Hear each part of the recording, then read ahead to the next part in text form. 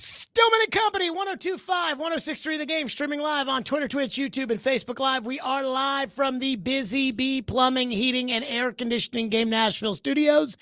Ian is here today. Hello, Ian. What up, what up? So, I do just want to put this out here because I don't know how everybody feels about this. I want to know I don't want to know what everybody thinks. I want to know what you think. So, I was reading today. People that have anxiety.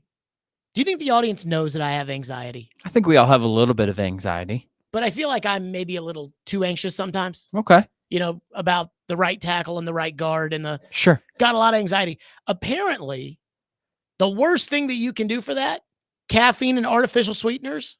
I could buy that. I think that Diet Mountain Dew has to go. That might be a double whammy there. I think it's got to go. So just something I've been thinking about. Stillman and Company, the Titans have put out their first depth chart.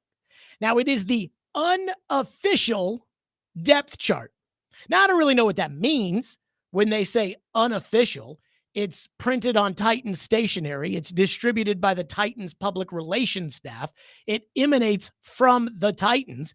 If by unofficial you mean Brian Callahan did not sign and date it, I guess I get it. But I have a hard time believing, as Mike Vrabel once tried to get people to think, I have a very difficult time believing that the coach did not sign off on this. I know the people who do PR for the Titans, they do good work. And I know that they're not just sitting there running roughshod saying, all right, let's put something together. Now, if they were to just have an unofficial depth chart, just, hey, you know, we've been at practice every day, so here's the depth chart for Charles Davis and Paul Burmeister and the guys calling the game, along with Mike Keith and Coach Mack, and then whoever calls it for the 49ers. If they were to say, hey, here's kind of then that'd be one thing. But it's not. This is distributed to everybody.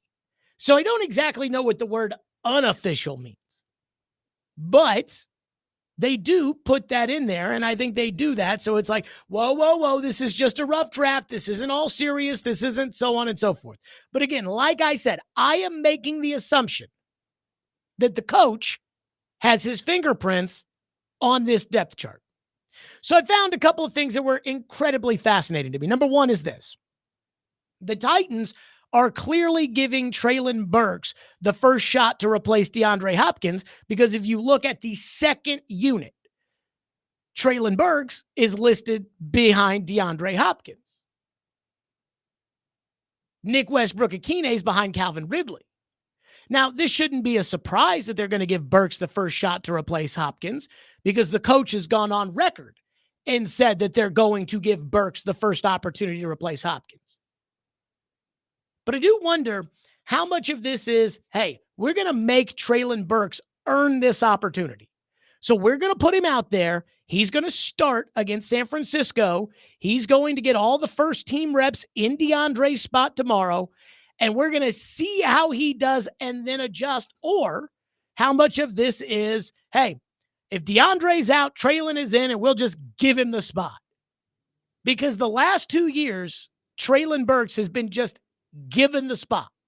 This year, I think he should be first in line. But if DeAndre is going to be out, and again, DeAndre might be out for 2 games. If DeAndre is going to be out and Burks is going to go in there, I want Burks to earn that spot, because I know what the baseline is that I'm getting from NWI. Burks at this point has not met that. Now, is Burks, in theory, because he's more talented, is he capable of that? Sure. But he hasn't actually met it yet. So that's the first thing. The second thing is the backup to Arden Key is Rashad Weaver, which means that the Titans, and it's not this coaching staff is new, but the Titans are going to give Rashad Weaver his, 10,000th chance to prove that he can actually play in the NFL, this time as the backup to Arden Key. Now, let me state for the record, I am not a Rashad Weaver guy at all. Weaver was supposed to be the guy who, when Harold Landry went down in 2022, we thought, okay, well, we're going to see what they do, but they're going to put Weaver in there and he's going to get the first crack at it. And Weaver made 6 starts. And they gifted him Harold Landry's position the same way that they're kind of gifting Treylon Burks DeAndre Hopkins' spot right now. Weaver had 5.5 sacks that year, replacing a 10-sack guy in Landry. And by week 6, he was out of the starting lineup, and Mario Edwards Jr., some guy they just signed, although I always liked Mario Edwards when he was with the Titans, Mario Edwards Jr. took his spot. So again, it's a new coaching staff.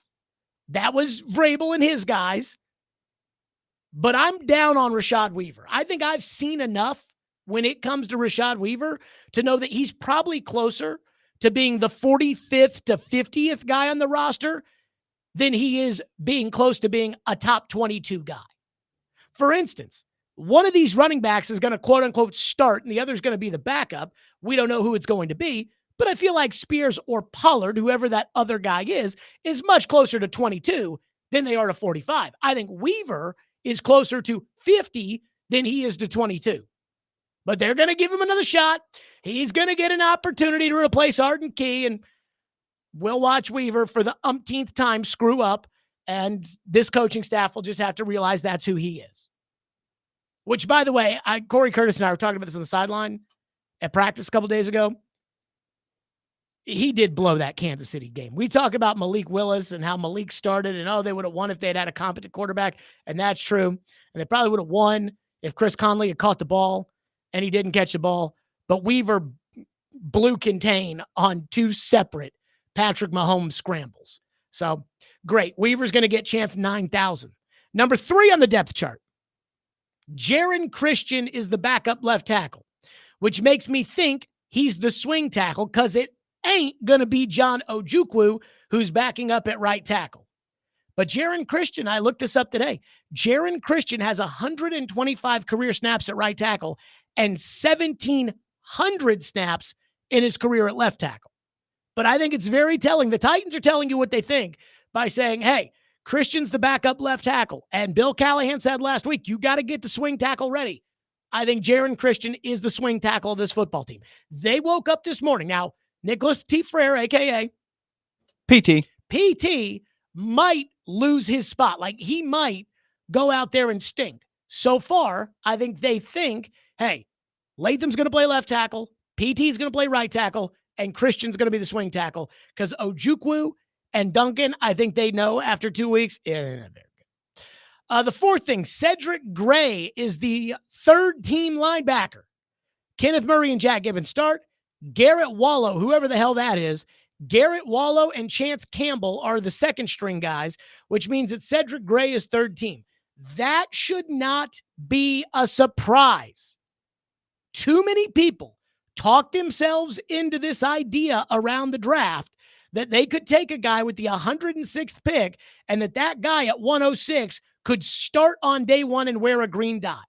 Folks, Puka Nacua is the exception. He is not the rule. You normally do not get day one starters on day 3 of the draft. Number 5 in this depth chart, the unofficial Titans depth chart that came officially from the Titans. Luke Gifford and Daniel Brunskill are probably going to need to be looking for new teams because Gifford, I believe, is like a third-team inside backer. Gifford is $2 million in cash this year, and Brunskill is $3.4 million in cash, and he is not competing at right guard nor right tackle. He is right now the backup center. So between those two guys, that's about an extra $5.5 million. And these two guys are third-team players right now. They will not be on this football team. So that's an extra $5.5 million. Remember, Quandre Diggs is $3 million, and he's a starter. So Luke Gifford and Daniel Brunskill, I'd be looking for another team if I were those guys. And then finally, did you see the punt return battle? I was a little surprised by this. Mason Kinsey 1, Kieris Jackson 2, Kyle Phillips 3, which led me to ask the question. They took Jaquan Jackson in the 6th round. How does he make the team if he's not in the running at punt returner? Again, this team is going to carry, 6 receivers? Hopkins, Ridley, Boyd, Burks, and NWI. That's 5. All 5 of those guys are making the team, period. There is no ifs, ands, or buts. The punt returner has to make the team. So in this case, let's say it's Kinsey. Now, again, I think this is still a battle and it's far from over. But let's say it's Kinsey. That's 6. Now, they're going to carry Jaquan Jackson as a 7th receiver? I have a hard time believing that. So when it comes to the Titans and the receivers they're going to take, I know they drafted Jaquan Jackson in the 6th round. I know. Hey, we had to get rid of Kevin Byard, Jared, because we had to get young players on the team. But I don't think that 6th round pick is not looking like he's going to make the team if he doesn't return punts. Because you're not taking him over NWI. Now, in theory, they could call the punt returner up off the practice squad every week, but you can only do that 3 times during the season. So that's where we stand. Those were kind of my initial, okay. Rashad Weaver, he's going to get chance number 5,000 from looking at the initial depth chart. 615-737-1025 is our phone number, 615-737-1025. There is a position on this team that I believe will have a starter against the Chicago Bears who is not on it right now. We'll get to that next. Stillman and Company, 1025, 106 through the game.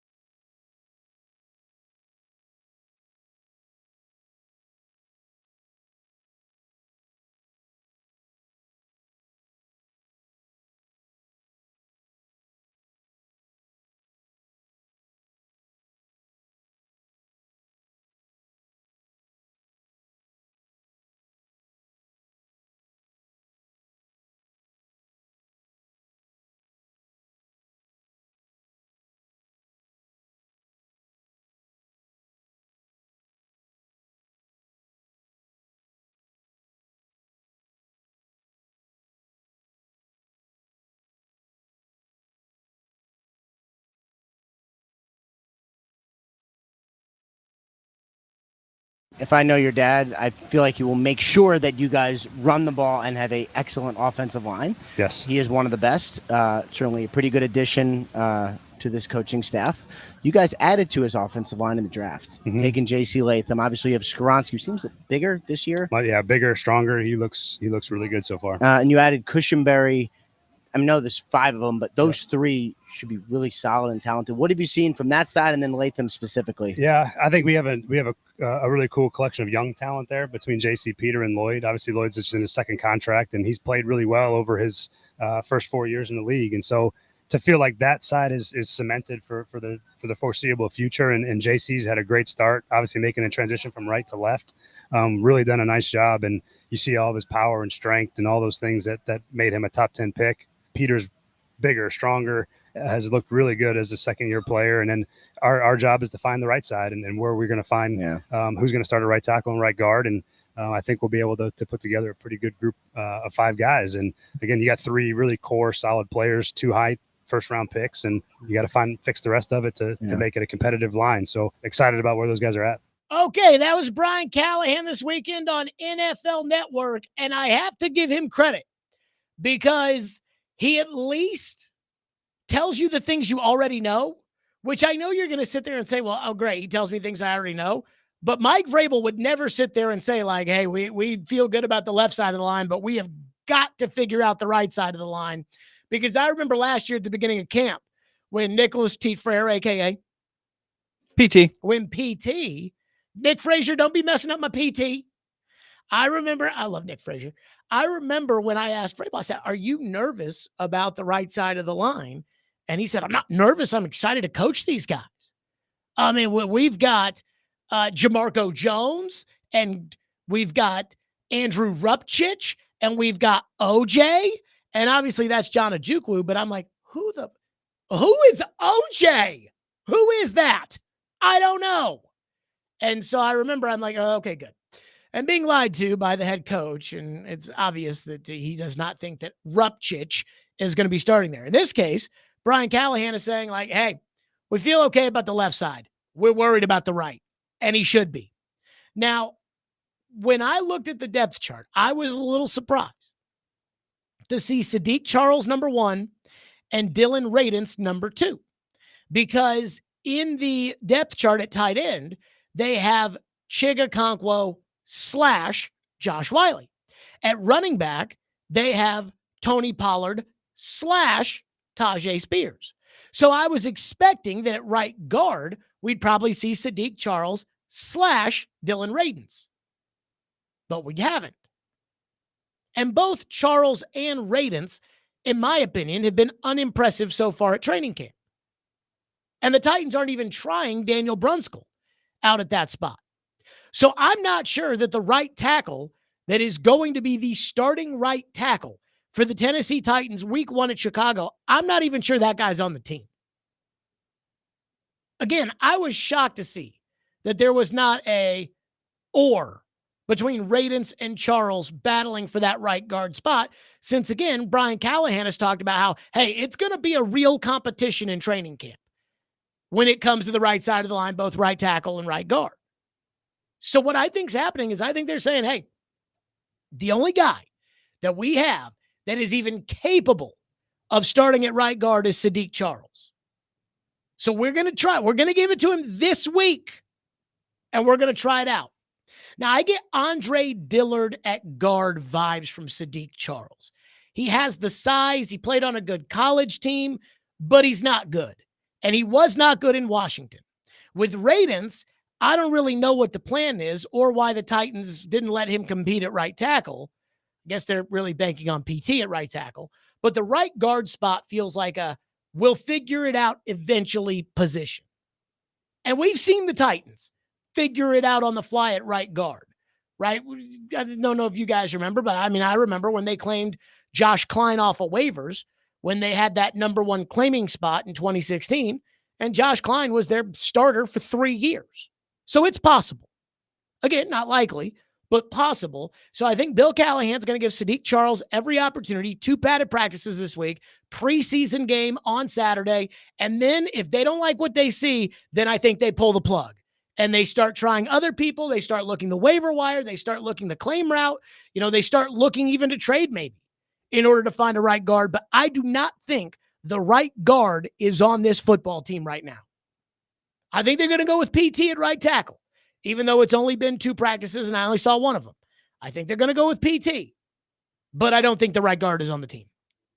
Phone lines are driven by WilsonCountyHyundai.com. If you want to weigh in, 615-737-1025. We got some texts on Rashad Weaver. Ian, I'm a little surprised by this. By the way, before I get into these Rashad Weaver texts, do you agree with me that, Rashad Weaver's... I mean, we've been waiting for him for a couple of years now, and he hasn't really done anything. And so I'm not really sure what's going to all of a sudden, flip on right now. I mean, I think Weaver has the ability to be good. I just don't think he ever will be good. And I think it's the mental errors, right? Maybe, It's the blowing the assignment. Maybe he can get some new coaching, mature. Maybe that will help. I'm not sure. Well, that's what we're hoping with PT. So, I mean, unfortunately, it sounds like the Titans may be counting on too many of those. And look, it's not Weaver's fault, and it's not the coaching staff's fault.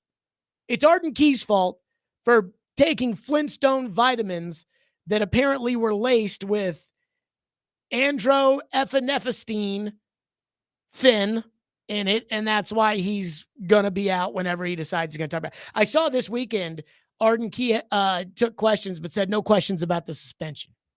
Okay. Phone line driven by WilsonCountyHunter.com. One texter says, Weaver had 5.5 sacks. Those are Jeffrey Simmons numbers.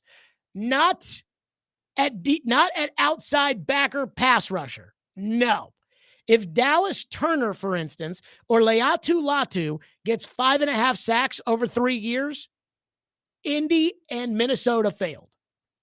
I mean, again, Landry last year did not have a great year by Landry standards, and he still was a double-digit sack guy. So, no, 5.5 sacks. When Vrabel and company pulls the plug on you that quickly, that's a concern. Andrew says, Weaver is hands down the worst player I have ever seen at setting the edge. Literally every time you need a big play, just run towards Weaver. I would agree with that. But there was one play in the Giants game, the first game of the 22 season, when Weaver really got an opportunity because Landry tore his ACL a week before the season. And so Weaver was put out there. And I mean, I felt bad for Weaver because the tackle just held his pad.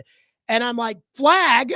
And they wouldn't throw it. And then they show the replay and he's holding it there. So that's the one. But that Kansas City game, and he can make every excuse he wants to because he does not take blame for what happened in that Kansas City game. That was all his fault. That rush lane integrity was all his fault. And of course, he's not going to say, I screwed up. But he screwed up. One texter into the text line says, this team clearly stunk last year, so I'm not a fan of this new coaching staff giving opportunities under their watch like they haven't had opportunities in the past. Nicholas Petit-Ferrer, Burks, Weaver, all example of guys getting opportunities that we've all seen enough of. Yes-ish. The Burks thing, I'm fine with giving Burks the opportunity right now. And if he doesn't earn it, and DeAndre is not ready for Chicago, sticking NWI at wide receiver. I am all for that. If they're just going to put Burks out there because, well, he was drafted in the first round, so let's just put him out there, then I have a problem. As far as Weaver, again, you give him a chance, but do not be afraid to pull the plug on him very quickly. PT, I do have a problem with that. You think they'll look for another edge rusher by the end of camp? I see. Paul brought this up last week, and I don't think it's a bad point. Paul said that he thinks that they signed Shane Ray knowing that Arden Key was going to get a 6-game suspension. You still think that's enough, though, between Landry, Ray, and Weaver? No, but I'm not going to sign a guy for 6 weeks. That's like a guy's ankle's bad, and he's out for a month, and it's like signing a guy to play receiver because DeAndre might be out for 6 weeks. Mm-hmm. Granted, not 6 games, and Key's going to be out for 6 games, but a little fair different.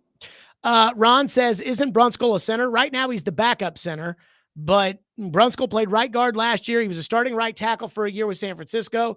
Brunskill can kind of play everywhere, and it doesn't sound like they're letting him play anywhere, which is surprising. One texter says, hey, Jared, do the Titans have somebody that you could see potentially getting a couple touchdowns on kick returns this year? I mean, they're going to, Spears is at the top of the list, which I kind of like, you know? Yeah, based on just what we saw from the Hall of Fame game, I feel like Spears might be able to fit that. Adam in Portland says, Jared, I have asked the other shows, but I may be most interested to see what you have to say. If you were the Chicago Bears, how would you beat the Titans, both offensively and defensively? What are you attacking constantly? Well, I'm lining up Montez Sweat opposite PT. That's the first thing I'm doing. The second thing I'm doing, because if DeAndre is out, I'm sticking Jalen Johnson on Calvin Ridley. And then the third thing I'm doing if I'm the Chicago Bears is I am probably going Roma Dunze's way, because I would assume L'Jarius Sneed will get DJ Moore. And I would just wait till they line up in zone and just pepper Cole Kmet the whole time. 615-737-1025. Adam will have more on that in about 5 weeks. 615-737-1025. Coming up next, there is a big name on the trade market, and the Titans are not involved at all. Can I ask why? We'll get to that next. 615-737-1025. That is our phone number if you want to weigh in here on the program. The Game Summer Ticket Tour presented by Green River Whiskey has just one more stop left. Join Big Joe Dubin at Fog Street Lawn Care at 648 Fog Street this Thursday from 4 to 6, where he will have your chance to win free tickets to upcoming concerts in Nashville, including Weezer, Train, Dierks Bentley, and more. Also get signed up for the grand prize, tickets to a Preds home game, Sounds game, and the Big Machine Music City Grand Prix.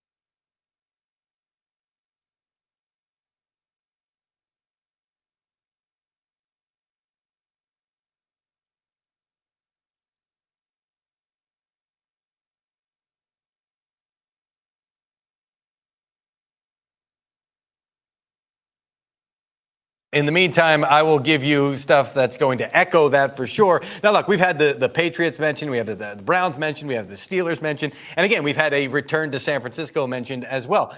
There are multiple avenues in which this could go. Brandon Ayuk has a huge say in it, as you just said there, Tom, with regard to the contract part of this, because no team is going to make this trade and give up draft capital and or players and not be sure that they have Brandon Ayuk locked up for the long term. What seems to be clear is that if and when he is traded, and I would say we're closer to a trade than we are to him staying in San Francisco at this point, he is going to make more than the 49ers offered him. How much more? That might depend on the team that he winds up with, because it sounds like some teams have been a little bit more aggressive than others with regard to the financials. But Ayuk has a few destinations in mind. One of them was Washington. He made that clear as he made the social media videos that he posted with his buddy Jaden Daniels here. We have not heard Washington and the Commanders bubbling up as of recently, as far as them being one of the top contenders right now. Those other teams that have been mentioned, yeah, they're in play as well. That was Mike Garafolo on NFL Network talking about the Brandon Ayuk sweepstakes, and it sounds like it's down to Cleveland and New England. Ian, do we have an update on Ayuk? Pittsburgh's back in the mix. They got back in the mix. Back in the mix. So they were out of the mix yesterday. We're back, baby. They're back in the mix. Adam Schefter was on McAfee like an hour ago, and he said Pittsburgh was out of the mix. Well, he tweeted about, 40-something minutes ago that they're back. How Diana Rossini of him. So, apparently, they're in the mix. So there's 3 teams in the mix. Washington has taken themselves out of consideration. They're not interested in Brandon Ayuk. And I don't understand why Washington would be interested in Brandon Ayuk.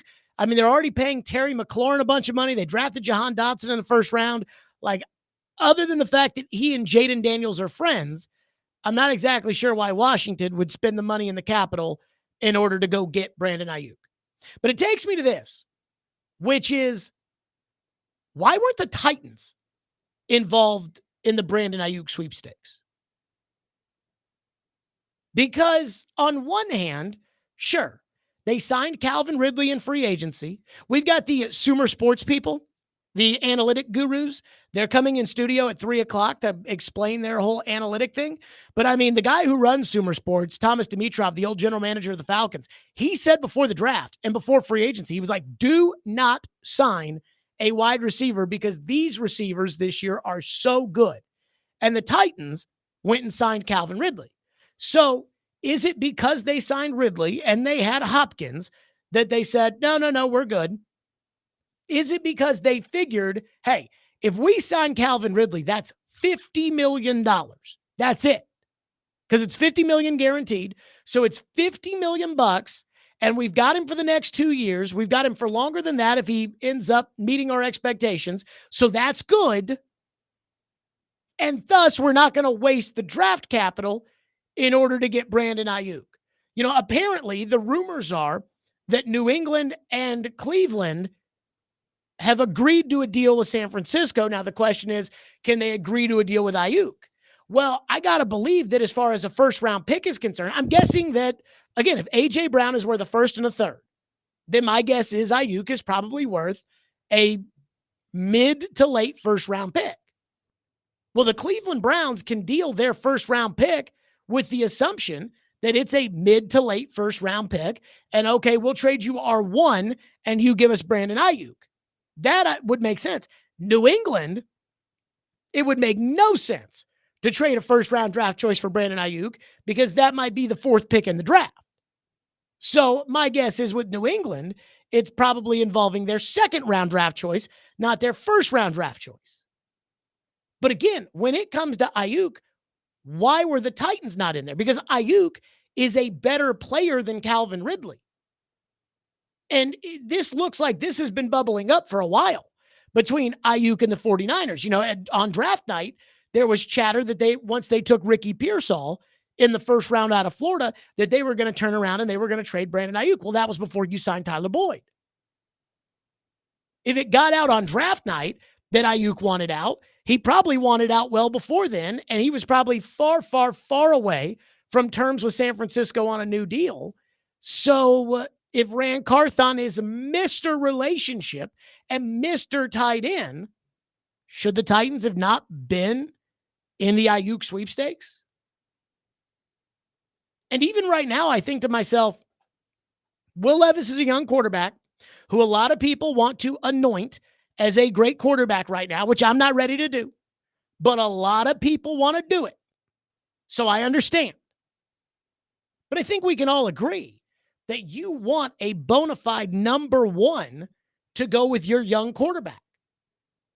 One of the great things about Peyton Manning in Indianapolis was the year before he was drafted in 98, they drafted Marvin Harrison in the first round in 97. It certainly hasn't hurt Joe Burrow that they drafted T. Higgins with their second pick in the 2020 draft, and they drafted Jamar Chase with their first pick in 2021. So while Ridley and Boyd and Hopkins, that's okay, it's certainly Brandon Ayuk would be the best of that group. And the proof would be in the contract because Ayuk is going to come in at around $30 million a year. So when it comes to the Titans and Brandon Ayuk, I'm not advocating, hey, get into the Ayuk sweepstakes now because they've already paid Calvin Ridley and because I think next year's first-round draft choice is very, very valuable. That is your Will Levis insurance. If Will Levis sucks and you're picking third and you could be in the discussion for a quarterback, then you want to make sure that you have that third pick. But why were they not in the discussions before this? Is it simply because they put up on the whiteboard, what would we rather have? Ridley at $50 million over the next 2 years as compared to Ayuk, which is probably $90 million over the next 3 years, plus the draft choice that we'd have to trade in order to get Ayuk. So let's just go with Ridley because that's the bird in the hand? Is it because they think they might actually have something in Treylon Burks? Again, I'm asking the question here because I don't know. Because again, Brandon Ayuk, and I don't think Brandon Ayuk is as good as Justin Jefferson. I don't think Brandon Ayuk is as good as Jamar Chase or Tyreek Hill or Devontae Adams or those kind of guys. He's a number one receiver. The Titans have been chasing A.J. Brown from the second that they traded A.J. Brown. They chased A.J. Brown by trying to draft Treylon Burks and making him A.J. Brown. That didn't work. They chased A.J. Brown by signing DeAndre Hopkins. And DeAndre Hopkins was good, but DeAndre was not A.J. Brown. And then they chased it again by signing Calvin Ridley. And you can't tell me that the Titans don't value the capital at receiver because they spent a bunch of money on Ridley. And also, they were going to take Malik Neighbors or Marvin Harrison. I don't know this for a fact. I feel very certain that they were going to take Malik Neighbors or Marvin Harrison with the 7th pick if they were there. So, again, I can't sit here today and tell you that, hey, maybe there's a chance that if they were interested in Brandon Ayuk, that they called and the agent said maybe Brandon Ayuk didn't want to come here. That's a possibility. Maybe they picked up the phone, called San Francisco, and in March, San Francisco said no, they signed Ridley. It's like, okay, we're on our way. But Brandon Ayuk is a legitimate number one who's at the same point in his career, essentially, that A.J. Brown was when you traded him to Philly. Would this be trading for Brandon Ayuk? Would this have been your way of getting back your A.J. Brown that you gave up? So, again, I just am kind of keeping an eye on this, and I know the Titans are out. And I understand why Pittsburgh and New England are in. They have very, very, very low payrolls. I also know why Cleveland's in. That's a different discussion for a different day. But I guess what I'm saying is, you know, the Titans, they pride themselves on relationships, and Rand is, you know, he knows everybody, and I'm like, well, this is a 49er guy. And it sounds like they either assume they couldn't get him or they'd rather have Ridley and the draft choice than Ayuk, which is fair. But I just wonder why the Titans weren't involved when we know what the premium for a top receiver is. And right now, Brandon Ayuk counts as a top receiver. 615-737-1025 is our phone number, 615-737-1025 here on our program. We'll get to your phones. Plus, the two teams involved on Ayuk, and I guess now it's 3 with Pittsburgh.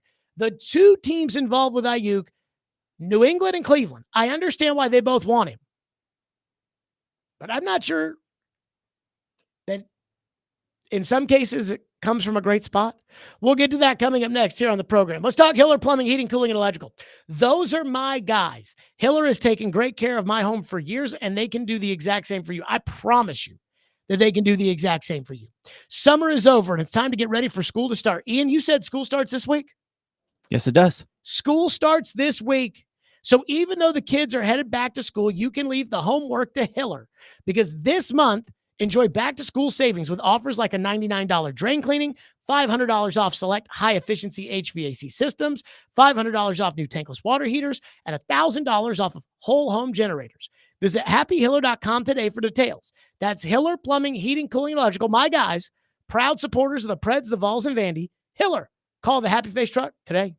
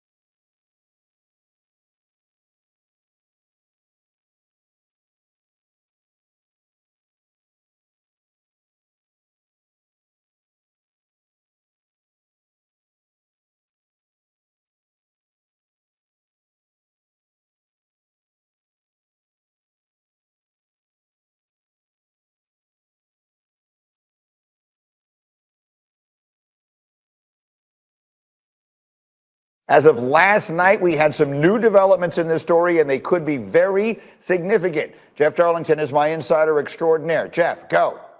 Greeny, first and foremost, a very happy birthday. And for your birthday, I give you some salacious and delicious news when it comes to Brandon Ayuk, because overnight, Matt Maiocco, a longtime beat reporter for the 49ers, reported that there is framework in place for a potential trade with multiple teams. Now, that includes the Browns and the Patriots. Now, let me unpack this for you, because there's a lot to this. Now, our ESPN reporters are also all over this.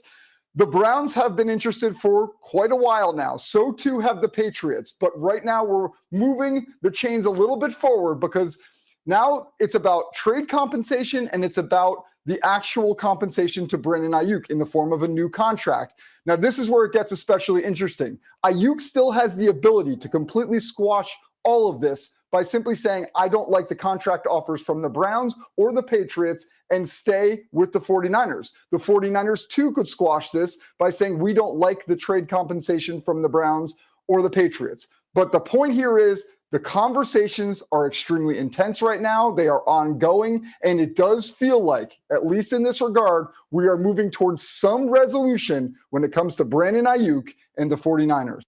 That was Jeff Darlington this morning. I don't feel like we're any closer to a resolution. Kyle Shanahan just met with the media at 49er practice. He says nothing's changed as far as Brandon Ayuk is concerned. And Ian, you said the Steelers are now back in the mix. They're back, baby. On Brandon Ayuk.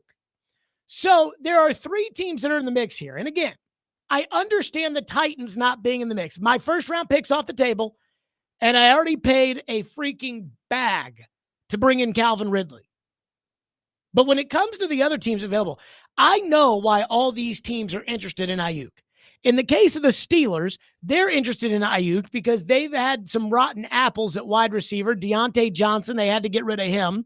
George Pickens, it looks like he's a constant problem. So, you know what? Just they don't really have a wide receiver one, yeah. Well, I think it's Pickens. Yeah, well, like you just said, I think he's not quite there ready to fully take that role. Agreed. And so with a new quarterback and everything else, it's like, okay, let's think about it. But I don't really understand why the Steelers would be interested in Ayuk if a first-round pick's involved, because they may be drafting a quarterback this year. So I would be a little skeptical of that. But, hey, maybe they think signing Ayuk or trading for Ayuk would then allow them to sign Dak Prescott or something like that in the offseason. So Pittsburgh, I think Pittsburgh's like kind of lukewarm anyways. And it kind of feels like for Pittsburgh, they need to pull the plug on Tomlin at some point. They just don't want to do it. Number 2, Cleveland. I think Cleveland would want to make this move only because the owner is so desperate to prove that he's not a fool for that Deshaun Watson contract. So what he'll do is he'll go get anybody that he can add to his team, that he can put around his, what I would say is probably permanently damaged quarterback that he's paying $46 million a year to, and he doesn't have a choice on. But does an extra $30 million a year plus the picks that it would take to get Ayuk, does that actually take Cleveland from what I would call a pretender? They made the playoffs last year, but they were never going to win. They're not going to go through the loaded AFC and win the 3 games, beat Mahomes, beat Allen, beat Burrow, beat Lamar, beat Stroud, beat Aaron. Like, they're not going to do that, even if they add Brandon Ayuk.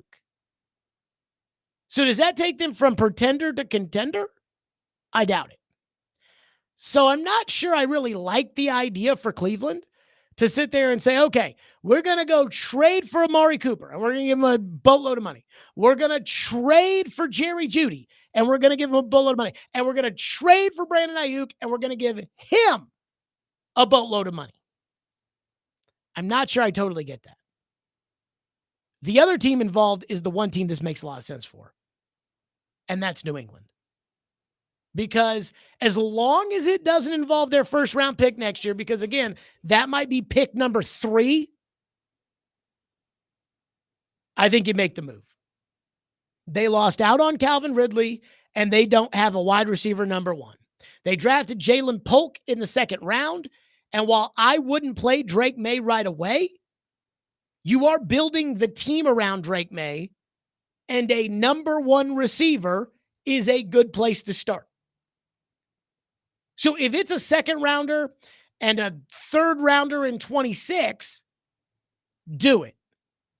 Because now what you're doing is you're really building something around Drake May while you bring Drake May along. This move's not about this year. For Cleveland, this move would be about this year.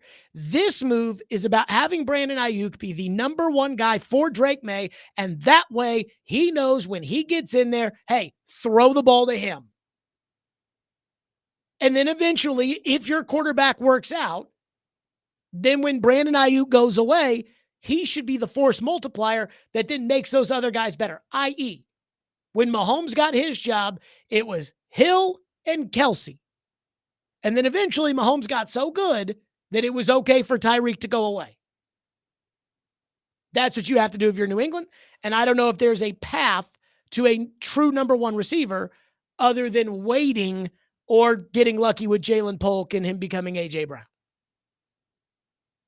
So I get why all the teams would want to do it. But objectively speaking, the only team that this makes any sense for is New England.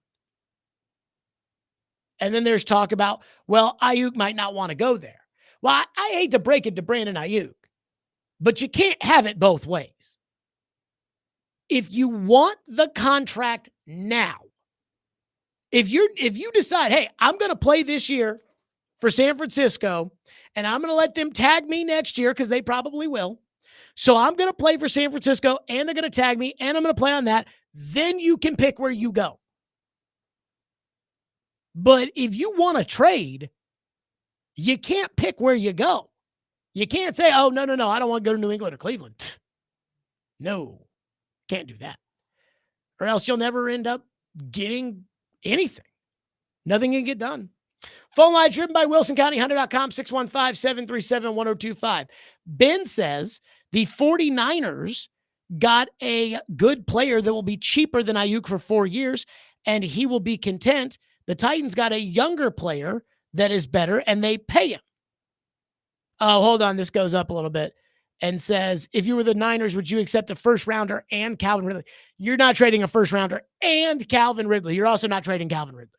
You don't sign a guy, turn around and trade him before he plays a game for you. You can't do that. So that's not going to happen. But as far as like Ridley for Ayuk, I don't think that's a feasible move. I mean, at this point, I think you're out.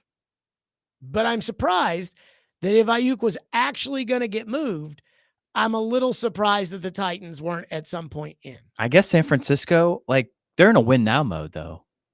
You know, like, I know they're not going to necessarily want a wide receiver or something back, but I'm just surprised they're willing to give up a wide receiver they need for draft picks, for future stuff. Well, I think they were trying to hold out the way they held out with Debo, and I'm guessing Maybe it's that just they not just working can't out. get a deal because they're going to have to give Brock Purdy $56 million next year. I mean, they're going to have to give Brock Purdy a $250 million contract. Assuming he doesn't fall on his face this year. And if he falls on his face this year, then you're not winning now. So, I mean, I think it's kind of simple as that. Skyler says the Titans aren't interested in Ayuk because they're going to go after T. Higgins next offseason. Ian, Higgins or Brandon Ayuk? I think I like Ayuk. I would go with Ayuk as well. Jonathan in Chattanooga says, Jared, even TD says he'd rather have Calvin Ridley over Brandon Ayuk. Quit slighting Calvin Ridley.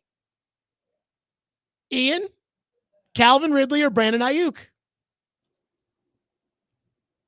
I think I like Ridley. Like straight up, forget about the money where it's 23 for Ridley and it's 30 for. I think he's more explosive. Okay. So that would be great, except for the fact that Ayuk is 14.6 yards per reception in his career. Ridley is 13.5. Okay, it's not that far off. I mean, a yard, an entire yard for every catch that you make. I think it's probably a little. Well, yeah, I mean, I don't know. For some reason, I am lukewarm on Ayuk. I think he's good, but maybe I'm just, giving too much credit to the offense and Shanahan and the whole system and taking away too much from Ayuk. But I think it's pretty good. Here's what their careers, Ayuk and Ridley. Ridley's played 66 games. Ayuk has played 62. So 4 more for Ridley, but that's actually a bad thing for Ridley because he missed an entire season for gambling, which is not good. Ridley does have more catches, 324 to 269. Thus, Ridley has more yards. Ridley also has more touchdowns, but Ayuk has more rushing stats. Ridley has 36 touchdowns to Ayuk's 25. yeah, they like to use Ayuk as like their big shot guy. Not as much of a possession type of guy. Because that's from what what they I use, understand. That's what they use Samuel for. And Debo and Kittle, yeah. So Michael in Madison says, I hear that Amari Cooper might be part of the compensation for Ayuk. So I saw that rumor on Twitter. So here's the problem with that. For you salary cap people out there, the Browns have already restructured Amari Cooper's contract. So Amari Cooper has a base salary of like $1.2 million this year, the veteran minimum. That's his base salary. So if they were to send Amari Cooper back to San Francisco in the deal, they will have already given Amari Cooper, and I don't know how much cash Amari Cooper's making this year, but it's north of $20 million. They just gave him more to show up to camp. Right. So they're giving him 20-something million, and they've already given it to him. All that's owed to him is $1.2 million. So if Cleveland were to make the deal and they were to include Amari Cooper in the trade, then they would essentially be paying $50+ million this year, probably more than $50 million. Like they would be paying more than $50 million, probably closer to 60 for Brandon Ayuk. That doesn't make a whole lot of sense to me. And if you're a salary cap person, which I am not, because of that, Amari Cooper would come with a dead cap charge of like $38 million. So you're going to bring in Brandon Ayuk. You're going to give him $35 million in cash this year. And you're going to take on, if you're a cap person, which again, I am not a cap person, but if you are a cap person, you're going to take on a $30 million dead cap charge. Owners do not like setting money on fire. I don't care how stupid the Cleveland owner is. He does not care. He is not that interested. What's funny is that one person texts in and says, put Ridley on the 49ers. He'd average more yards in San Francisco than Ayuk. Somebody else said Ridley has hands of stone. By the way, and I haven't been to every practice, and I know the first week they weren't wanting to throw it down the field, and I think that's going to be Ridley's game. I have not seen Ridley and Levis connect on a bomb. I've seen Ridley and NWI connect on a bomb. I've seen Ridley and Burks connect on, or Levis and NWI connect on a bomb. Seen Levis and Burks. I've not seen Levis and Ridley connect on a bomb yet. In fact, when Levis throws the ball down the field, and maybe this is them just trying to, work out the kinks or something, but Levis overshoots Ridley by about 3 yards every time, which needs to stop. 615-737-1025 is our phone number, 615-737-1025. So the nerds from Sumer Sports are in town. They're analytics people, and they are going to join us in studio. Now, you know how I feel about analytics, and they know how I feel about analytics.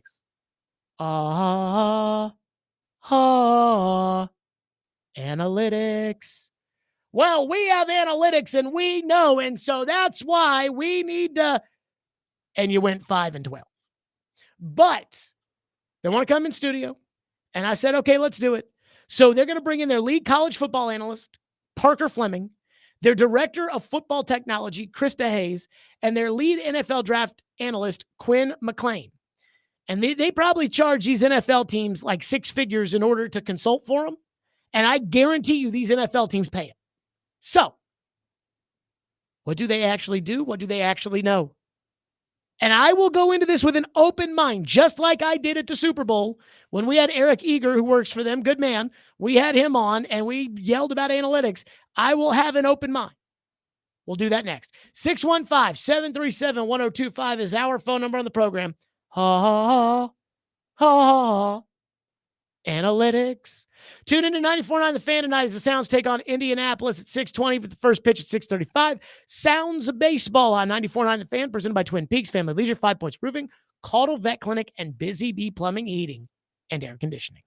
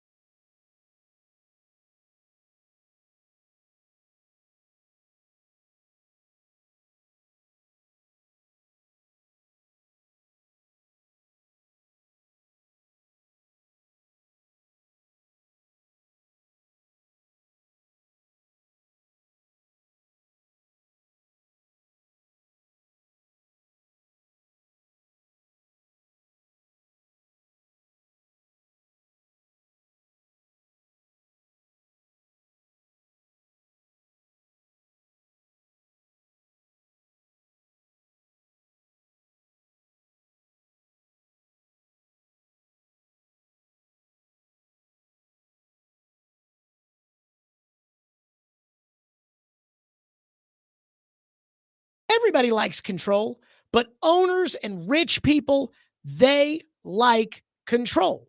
So if I'm an owner and I know that by spending an extra $1 million on analytics, I can then get somebody to print off something, print off a piece of paper.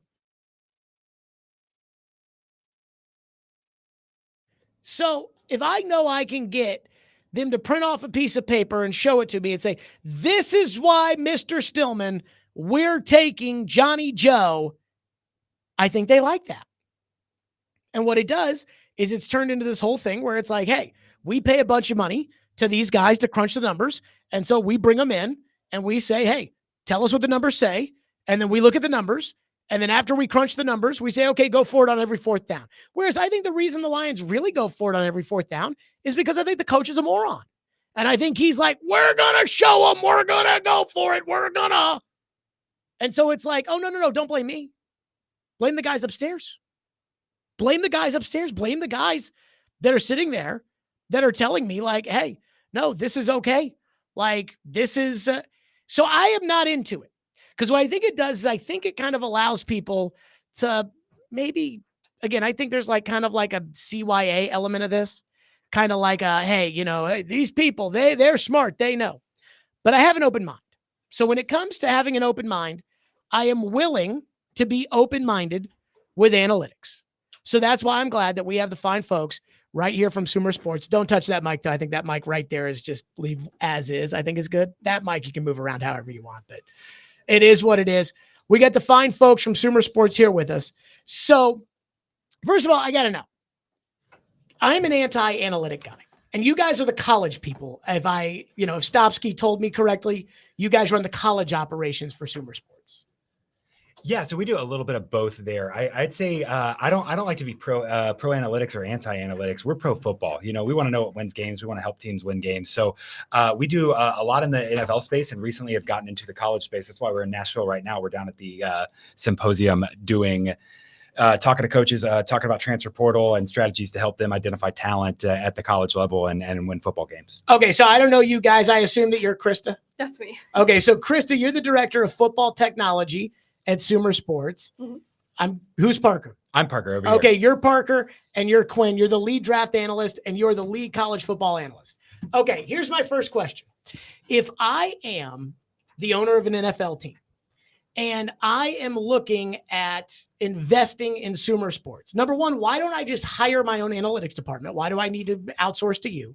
And two, what is it that you give me that I can't just get myself, or I can't just have a scout watch a game and tell me, hey, this guy, he can play in the secondary and things like that? So speaking from some experience, I came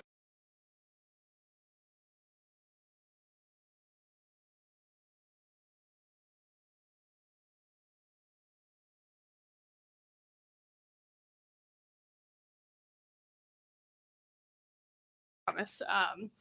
But we're going to be an addendum to that analytics department. So your department is going to So now I'm paying for two.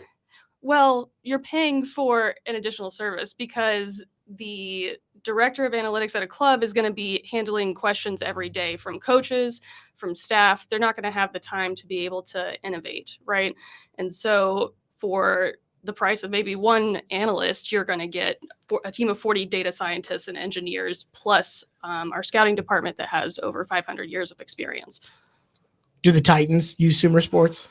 Are you allowed to? We're not allowed to disclose who exactly we are working with. I will say the Titans just hired a friend of ours, Sarah Bailey, who is someone I respect to do a lot of their analytics departments and are absolutely ramping up. All 32 NFL teams have analytics departments right now. And a lot of their day-to-day operation is so subject to the schedule, so much work that as they ramp them up, where we feel Sumer can really help teams is with our NFL experience, with our both on the data side and on the GM side. We've got 6 former GMs on our roster. We can come in and help build solutions on top of what people are doing to help them succeed in the future, because we know those guys are so into the day-to-day calendar, keeping their heads above water with game prep and draft prep and all that. Okay, stop right there. We have some breaking news. This coming from Paul Kaharski. The Titans have added Sadiq Charles, what looked to be their starting right guard, to the reserve/retired list. Charles missed both padded practices over the weekend on Saturday and Sunday with a personal reason. And so Dylan Radin's got the opportunity there. Ian, back me up on this. Did I not say an hour ago I don't think the right tackle's on the team? I think you did say that. Yeah. Okay. Analytic nerds. Who should be playing right tackle for the Titans? Pull out the spreadsheets. I need to know right now. Is that what you guys do? So we definitely do some of that. Quinn, I think, has some thoughts about the upcoming draft class and about who could potentially fill in for that. In terms of, we got 17 games before we get to the right guard. Games, right? You got to find out what Billy Jeans is and what you have on the roster there. Absolutely. I think the right side of the Titans line is going to be hard. I think that Titans should really have an open mind and try as many people as possible, just because it is going to be hard to find who fits there. You know, you've got Skoronski in playing guard. He's developing with those double teams with JC Latham. You've seen the clips out of practice where those guys are big bodies. I think Latham is good. Skoronski I'm worried about. But I think with better surrounding talent, he can get to the next level better. I think that was the issue last year, is hand placement getting to the next level. That is a little bit rough. Laptop, right? Oh yeah, man, we got the numbers. Absolutely. Okay, good. So here's my thing though. Like, so in an instance like this, if I was an owner and I was, again, I had an analytic, I had an analytic service, I would be looking at you guys right now. And again, I know you guys are the college guys, so I understand that it's a little different, but I'd be saying like, okay, who's out there? Give me the numbers as to why somebody should be my right guard. Can you do that for me? Yeah, absolutely. So what we do, and what are the numbers that you're showing me when I'm asking about right guard? Yeah, so I think Quinn might be pulling up some wild numbers here. We use wins above average, and specifically, we're looking at how a player impacts his team adjusted for the level of opponent that he faces, because we want to know when we plug this guy in, what's it going to do to our win total overall. So, Quinn, you got some WA numbers. WA, wins above average. Wins above average, because we want to know. So that's basically the football version of wins above replacement in baseball? Yeah, and we have a wins above replacement version as well. Absolutely. It's individual. What's the difference? So that's a great question. A replacement player, what's the minimum salary in the NFL, right? What is it, like $700,000? Joe Schmo comes on the roster, you got to pay him $525 or whatever it is this year. I think it's higher than that at this exact moment. You've got to pay him that. So that's replacement, right? I don't really care too much about that when evaluating players, though, because I don't want Joe Schmo playing left tackle. I want to know, the average guy that's out there on the market, how much can I do? So the other thing we have to think about too with the offensive line is the new coordinator coming in, Brian Callahan.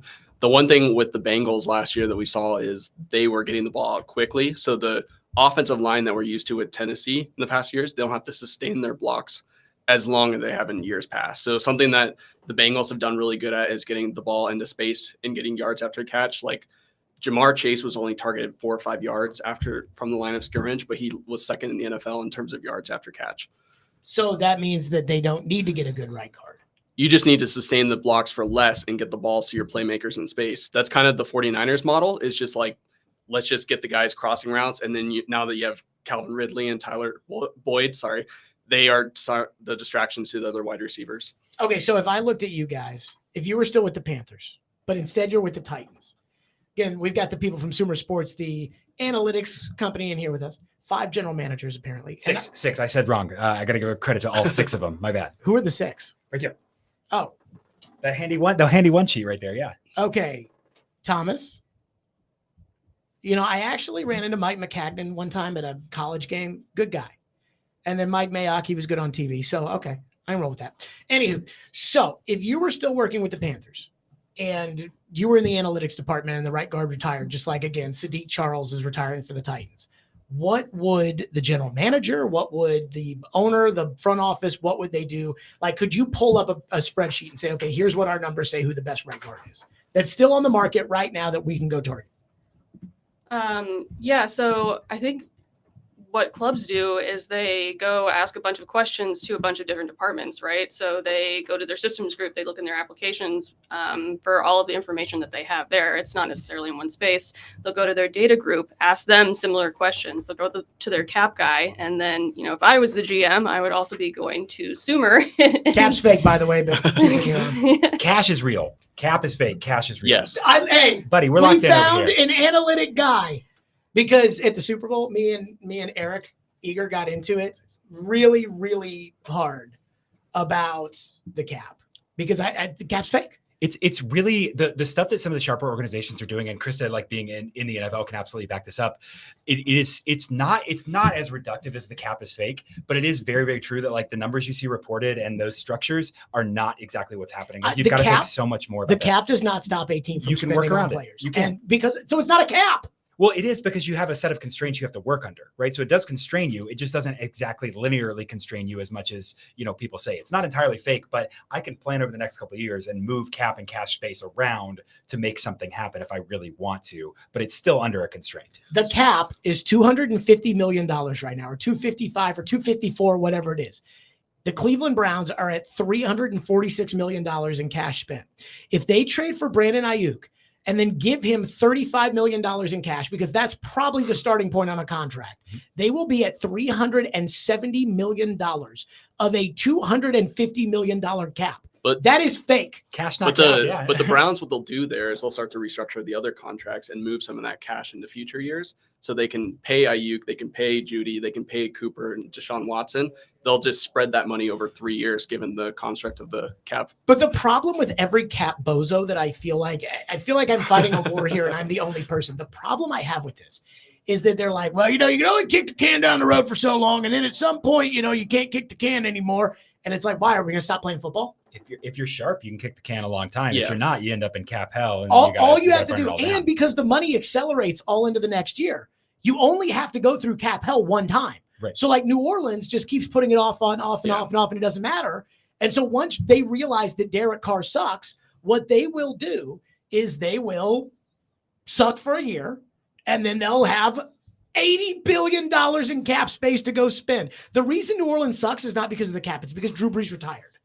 And again, New England, they've had all the cap space in the world over the last 5 years. Why have they sucked? Because Tom Brady's not on the team. It drives me bananas. So to go back to your original question on the offensive line, one thing we do for our partner teams is we actually model who's going to make the final 53-man roster. So we can track for our clients their probability of making the end team. And that helps teams to figure out how to get 2 deep, 3 deep in terms of depth charts, who people they can monitor on their other rosters, knowing that they have a hole in their current one and not have to give a lot of assets to sign someone that's talented. And we can pair that with our objective metrics as well to figure out, here's a guy likely not make to his own roster because their depth is pretty strong, but he's still talented enough to make an NFL roster and he could fill a void for Tennessee. Can you send that to me at right guard for the all the teams you think are going to release their right guards? You want to hop in on that contract the NFL is paying. Yeah, man, fork it over. No, we can show some of those numbers. But how much does an NFL team pay Sumer Sports? It's a substantial investment. Obviously, we don't want to talk about numbers like that because we have different needs. Over under. Can't do it. $150,000 a year. Oh, well, I can say that confidently NFL teams are spending a lot more than that on analytics. No. But you're talking about, you have an analytic department. Yes, sir. And then you also subcontract you guys. Yes, sir. And when you say, I can tell you, you're telling me that it's way more than $150,000 to use it. I'm neutral over here. We know that it's an investment. We know that it's worth it. And our hope is with a thing like the cut down tool, instead of, like Krista mentioned, hey, I've got to go ask all these questions. Because we're outside of the league calendar and can operate it and direct our attention, provide resources so that you have answers to those questions in advance. You can start to monitor these guys while your analytics departments are still doing the day in, day out business of game planning and self-scouting and all of that. We have the tools where you can log into our app and you can start to say, all right, who might get cut down just in case somebody goes down during training camp? What are my options in advance? Can I start to learn about this player so that when the moment hits, I'm not behind the 8 ball thinking, oh shoot, now I've got to fix it. We've got to think, okay, oh shoot, I need to pull up the app. I need to do a little bit of research and then I'm good to go. Okay. I want to get into this with you guys on the other side, which is you guys really focus, especially you two, on college. I do want to know what it is, what the analytics do in the college process and what they don't do. And so I want to do that next. 615-737-1025. Again, we are following the news that Sadiq Charles just retired from the Titans, which is not a major loss because I think he kind of sucks. So that's okay. 615-737-1025. Stillman and Company, 1025, 106 for the game.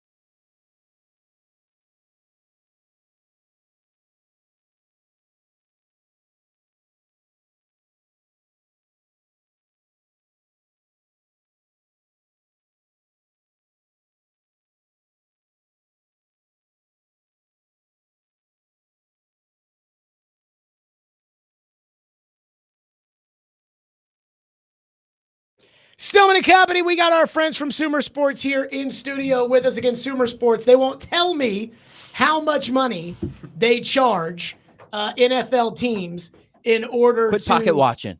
Why? That's not pocket watching. That is wondering, like, hey, is this like a $500,000 a year thing? Is this a $5 million a year thing? Is this the same price as a right guard? Is this like what? What is this? The season tickets go up. Is it because we brought in Sumers? I don't know. They were going to build a stadium 2 years earlier, but then they paid us.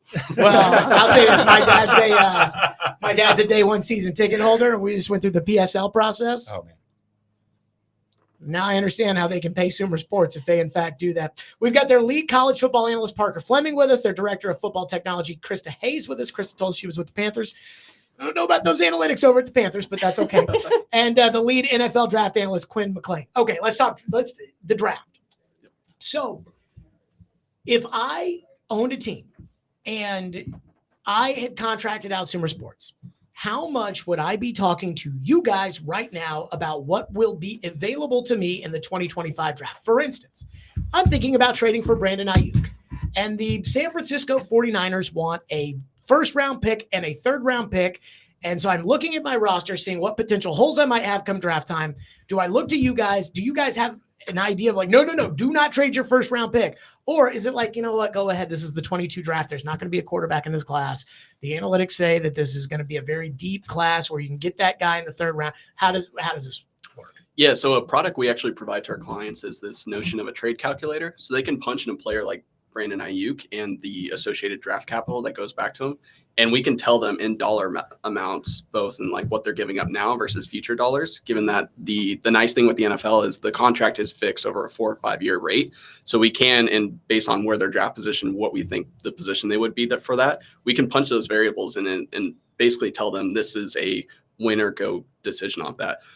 The caveat being is we don't know Brandon Ayuk's new contract. So that's the additional detail that we can work with their internal cap and contract to figure out the details there. But we can give them a good baseline in terms of where this trade would be historically in terms of draft positions. And then we also provide, based on Brandon Ayuk and historical players comparable to him, here's some other trades for wide receivers like A.J. Brown, for example, what his contract would have been an extension and the draft capital given up to that. So now the GM has draft capital given up, performance after that player's been traded to the team, and new contract that's been provided to that. So it's more of the like, we're not giving you a silver bullet answer. We're providing you with a couple different contexts to make that trade and feel comfortable about it. Can you tell me right now how much Brandon Ayuk is worth in draft capital? I don't have internet service here, but in our trade calculator, we could probably pull that up in terms of what the picks you would be giving up for Brandon Ayuk. Fascinating. And on the draft side of that, kind of the question you're asking too is we have projections for everybody that's in the draft. We know draft strength, we know recruiting class strength year over year. So we can say, hey, we know there's a couple of wide receiver ones in this draft. We know some guys that are really interesting that you could potentially explore not giving up your first round capital, getting that guy on a cheaper contract. We also know, hey, we're projecting out into 2028 in terms of draft guys that. How can you do this with like 16-year-old kids? Yeah, so it's really hard. It's a hard problem. We have a mix of computer vision. We have a mix of historical development paths, and so we use a model that kind of starts and says a generic player like this is going to have this career development, and as they play games or they don't play games, because in college that's a signal. If you're a 5-star recruit who's not playing early on, we're going to think, okay, why aren't you involved at certain positions, right? Quarterback obviously is going to develop more. A wide receiver might be like, hey, you need to have an impact as a freshman there. And so we update those curves based on their involvement or their lack of involvement, and we can project out how we expect those career development curves to go. And to add on to that too is like we provide that projection in terms of an analytical figure, but then we also have the Mike Mayock's of the world who's been projecting the draft for decades, right? And drafted Cleveland Farrell 4th overall. Yes, and they provide their projections on different players, so you can, as a general manager, weigh Mike Mayock's decision or the analytical numbers, and you have this complete portfolio of things to make the most informed decision. Okay, so I have a theory, and that is that if I were the Titans, I would not touch my first-round pick in next year's draft, no matter what. I call that Will Levis insurance. If Will Levis sucks, and I don't know if Will Levis is going to stink or not, I'm right down the middle on him. I think it's 50-50. I think he could be Dan Marino. I think he could be Blake Bortles. It depends. And some of this, I think, too, is about environmental factors around him. Like they don't have a right tackle right now, and I think that's probably an issue. They do have a better offensive coach than they did last year. is it that dire that I'm thinking, hey, like if Will Levis stinks, that pick might be worth the 3rd pick, the 4th pick, the 5th pick, and that's my quarterback for next year if it's not Levis? Or can you look it up and say, look, there's not going to be a quarterback that's available that would be that. So go ahead and make the trade in order to get a tackle, use next year's first to go get Trent Williams, something like that. Yeah, I'm looking at our college draft board right now and some numbers we have on that, and kind of looking at positional. And you're like, okay, you think Carson Beck in the teens, maybe like he'll probably bump up a little bit. So you have him in the teens. Well, yeah, just from value, we know with positional importance and kind of how guys play, like the mock drafts will all push him up, and so we like to account for that because it's important to know what everyone else is thinking when you're trying to optimize. And so along those lines, we would say that diversifying your risk is really, really important. Obviously, this year for the Titans, it is important to know what you have at the quarterback, because the quarterback position, especially on a rookie contract, is so important. You look at guys out there like a Will Campbell at tackle, a Luther Burden at wide receiver could change your franchise. Yeah. And so for the Titans there, you have to think about, what do I know about Will Levis? What do I expect him to do next year? And then I start looking at, okay, is Burks going to hit and give me something? Is Hopkins going to be healthy long enough? Then I'm thinking, okay, well, if I have a quarterback who's decent, it doesn't matter if I don't have the surrounding cast. So that first round pick becomes important for one of those premium positions. The other element to that is, like, last year we saw a huge influx of offensive talent drafted in the first round. This year we're going to see polar opposite of that. We're going to see a lot of defensive talent drafted in the first round. So a smart team might see, okay, I have a lot of need on the offensive side. I can be patient, trade back into the draft, pick up some more capital for future years, knowing that my focus is on offense for next year, and not everyone else in the league is on defense. So you can kind of zig when everyone else is zag and pick up additional capital and be, set up for future years. Can I put you guys on the spot right now? Sure. Was there a pick in this year's draft where you put your hand on your heads and you said, holy crap, what are they doing? And if so, which pick was it? I have my answer off, and I'll say before we say this, obviously, like, Sumer does analytics, we work with teams. There's a lot of diverse opinions. We're not dunking on anyone by saying this and not putting it on blast. I thought the run on quarterbacks got a little excessive. I think someone like Bo Nix, you didn't need to be as aggressive. But more importantly, I think teams that didn't trade down to get a quarterback, that didn't make a deal there, that was hard. I'm personally a Titans fan, and I love J.C. Latham. Are you actually a Titans fan? Yeah. Yeah. Really? And I love J.C. Latham. I think he's a good pick. I think he would have been there a little later if the Titans could have cashed in on that quarterback run. So I'm less like who's threw their hands up and all that, but I'm like, hey, maybe they, but hindsight's 2020, obviously. Ian, can you pull up my reaction to when the Titans drafted J.C. Latham? Oh no! So this was our draft show we did. We do it, like everybody else. Yeah. So it's me and two former receivers, Derek Mason and Chris Sanders, and Trevor Maddich, who's with ESPN, and he's kind of our college guru. And so put on those headphones for a second, because this was me when the Titans drafted J.C. Latham. Here you go. Here's Goodell. Here's Goodell. In the 2024 NFL Draft, the Tennessee Titans select J.C. Latham. Oh, no!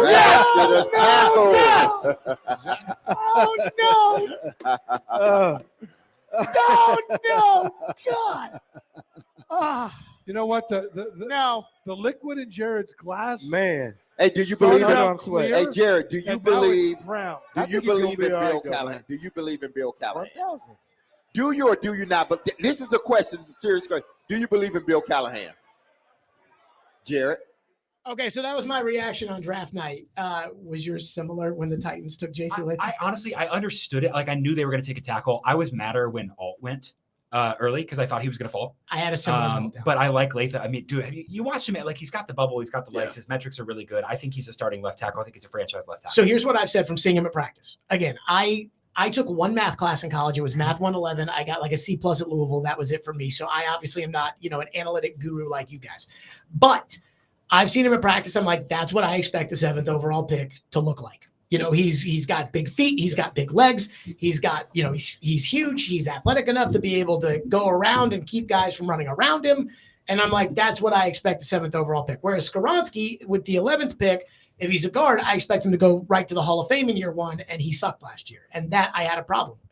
Yeah, and the positional value is hard because you didn't know if, we kind of knew Skoronski was going to be a guard, but you thought, he's listed as tackle and could be a swing guy. And that's a little harder in the first round because you don't want to pay the premium for a tackle to get a guard. Although we have seen the guard market explode. So if Skoronski levels off and develops and becomes like a viable guard, you might be saving some money down the road. I don't believe it's that. so expensive. So- It's possible it doesn't happen. Yeah. So here's my theory on why the guard market has exploded, and you may be able to help us out with this because the Panthers are probably the poster child for exploding the guard market.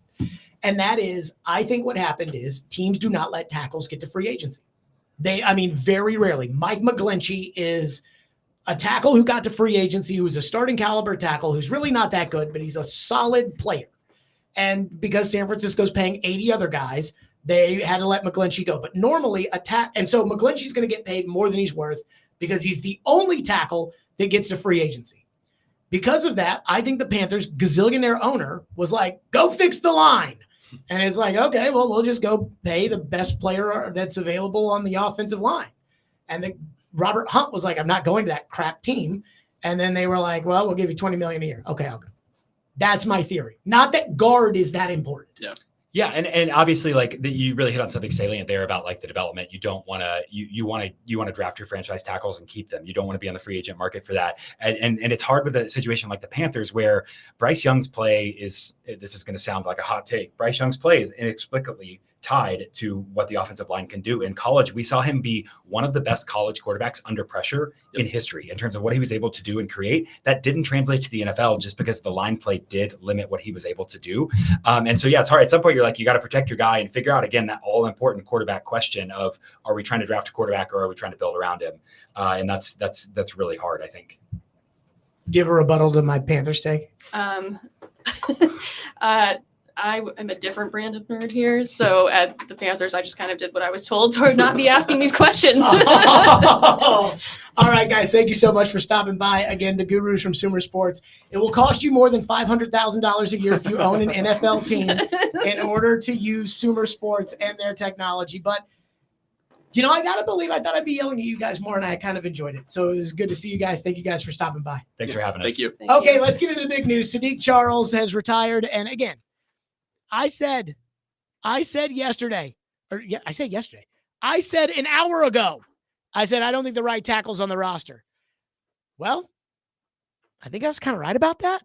So where do the Titans go from here? We'll do it next. Stillman & Company, 102.5, 106.3 The Game.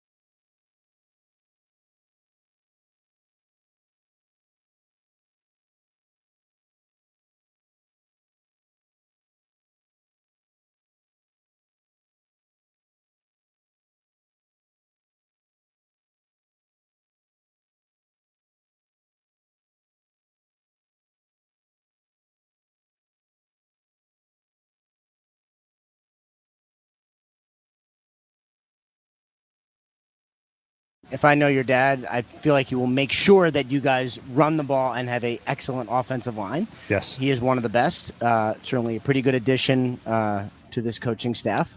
You guys added to his offensive line in the draft, taking J.C. Latham. Obviously, you have Skronsky, who seems bigger this year. Yeah, bigger, stronger. He looks really good so far. And you added Cushenberry.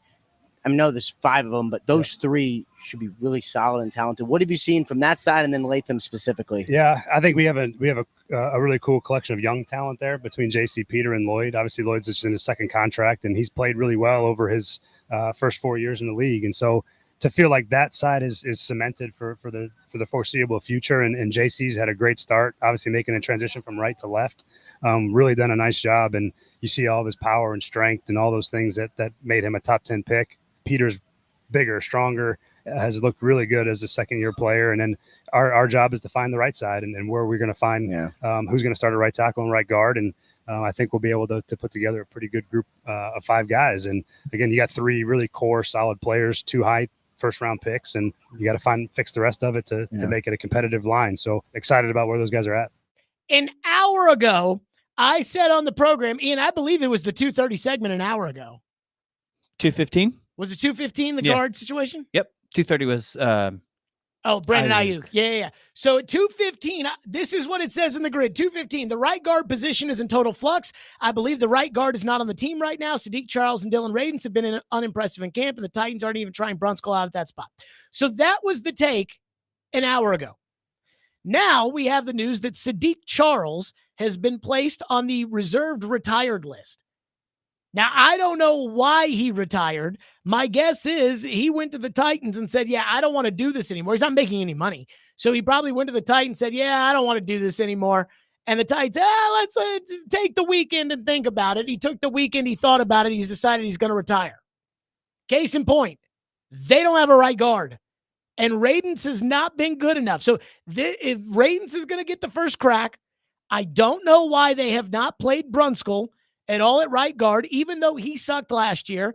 I still don't think that he was that bad, that it's just definitely not in the cards at all to try to play him. But this is a problem, folks. This is a problem. And I don't know if you guys have realized this. Every now and then you can get a deal. It's kind of like real estate. Every now and then you can get a great deal on a home. You know, there might be some just reasons.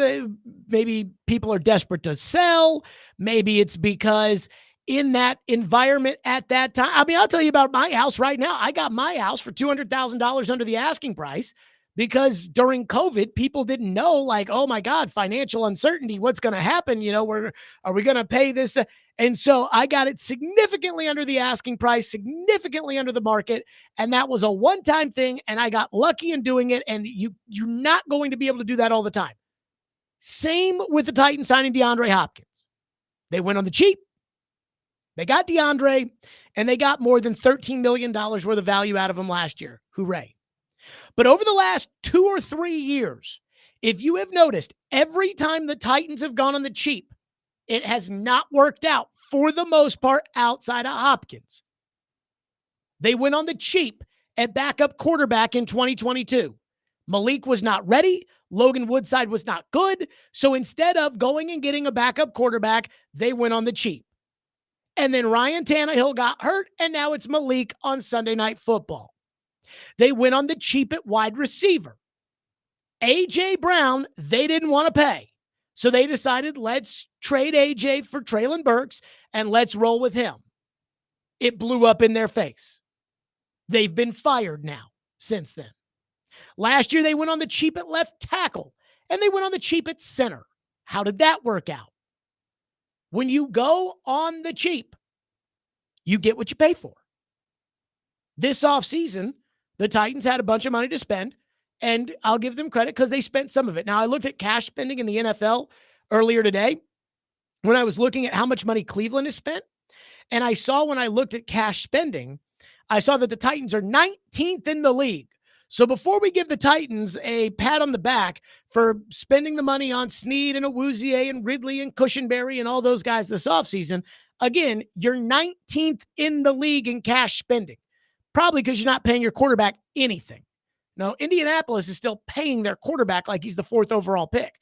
Your quarterback was in the 2nd round. So the Titans decided, a lot of you guys, they can't do it all in one offseason, Jared. But at some positions, they just didn't even try. And right guard's one of them. And here we are. Again, football is a year-round industry. In fact, they've got Hard Knocks now year-round. Hard Knocks training camp with the Bears. Hard Knocks in season with the AFC North. Hard Knocks off season with the Giants. And yet the Titans spent all that time thinking, oh, it'll be fine at right guard. Sadiq Charles. It'll be fine. And now here we are on August 6th, and they don't have a right guard. And again, we played that Callahan cut last week on NFL Network, where Callahan was sitting there talking about the right side of the line, being like, well, we got to figure out the right side of the line, but that's what we're paid to do, and we'll do it. We'll figure it out. Maybe he's right. But I think the reason why Callahan was saying that wasn't because he was honest with everybody about how the right side of the line is a serious work in progress, but because he knew, I don't have a right guard right now. Now, right guard is not right tackle. It is not as big of a deal. It's not a complete and total meltdown if you play a Scarbini at guard, but it is a problem. Like, it is kind of a problem. So that's where the Titans find themselves. They don't have a right guard as of today, but it's fine because Sadiq Charles wasn't good anyways, so they didn't have a right guard before that. 615-737-1025 or to your phones, 615-737-1025, Stillman and Company, 1025, 106 for the game. Oh, let me tell you all about Twice Daily. That's right. I absolutely love Twice Daily, and I've told you guys that Twice Daily is my spot. I love the fact that when I go to Twice Daily, I can get everything I want made to order right then and there. It is simple. It's easy. It's wonderful. And you ever wonder why it's named Twice Daily? Because you can go twice a day. You can really go 3 times a day, 4 times a day. You can get your snacks there. You can get your lunch there, your dinner there, your breakfast there. It's really all that simple. Grab coffee in the morning and come back in the afternoons for a snack. Those snacks are the real deal, too. Made to order. You can get a warm pretzel and dip, a 3-piece chicken tender snack, or spicy boneless chicken wings. And you can order in-store or on the Twice Daily app. All fresh, tasty, and priced just right for your budget. If you're looking for convenience, Twice Daily has you covered. That's Twice Daily.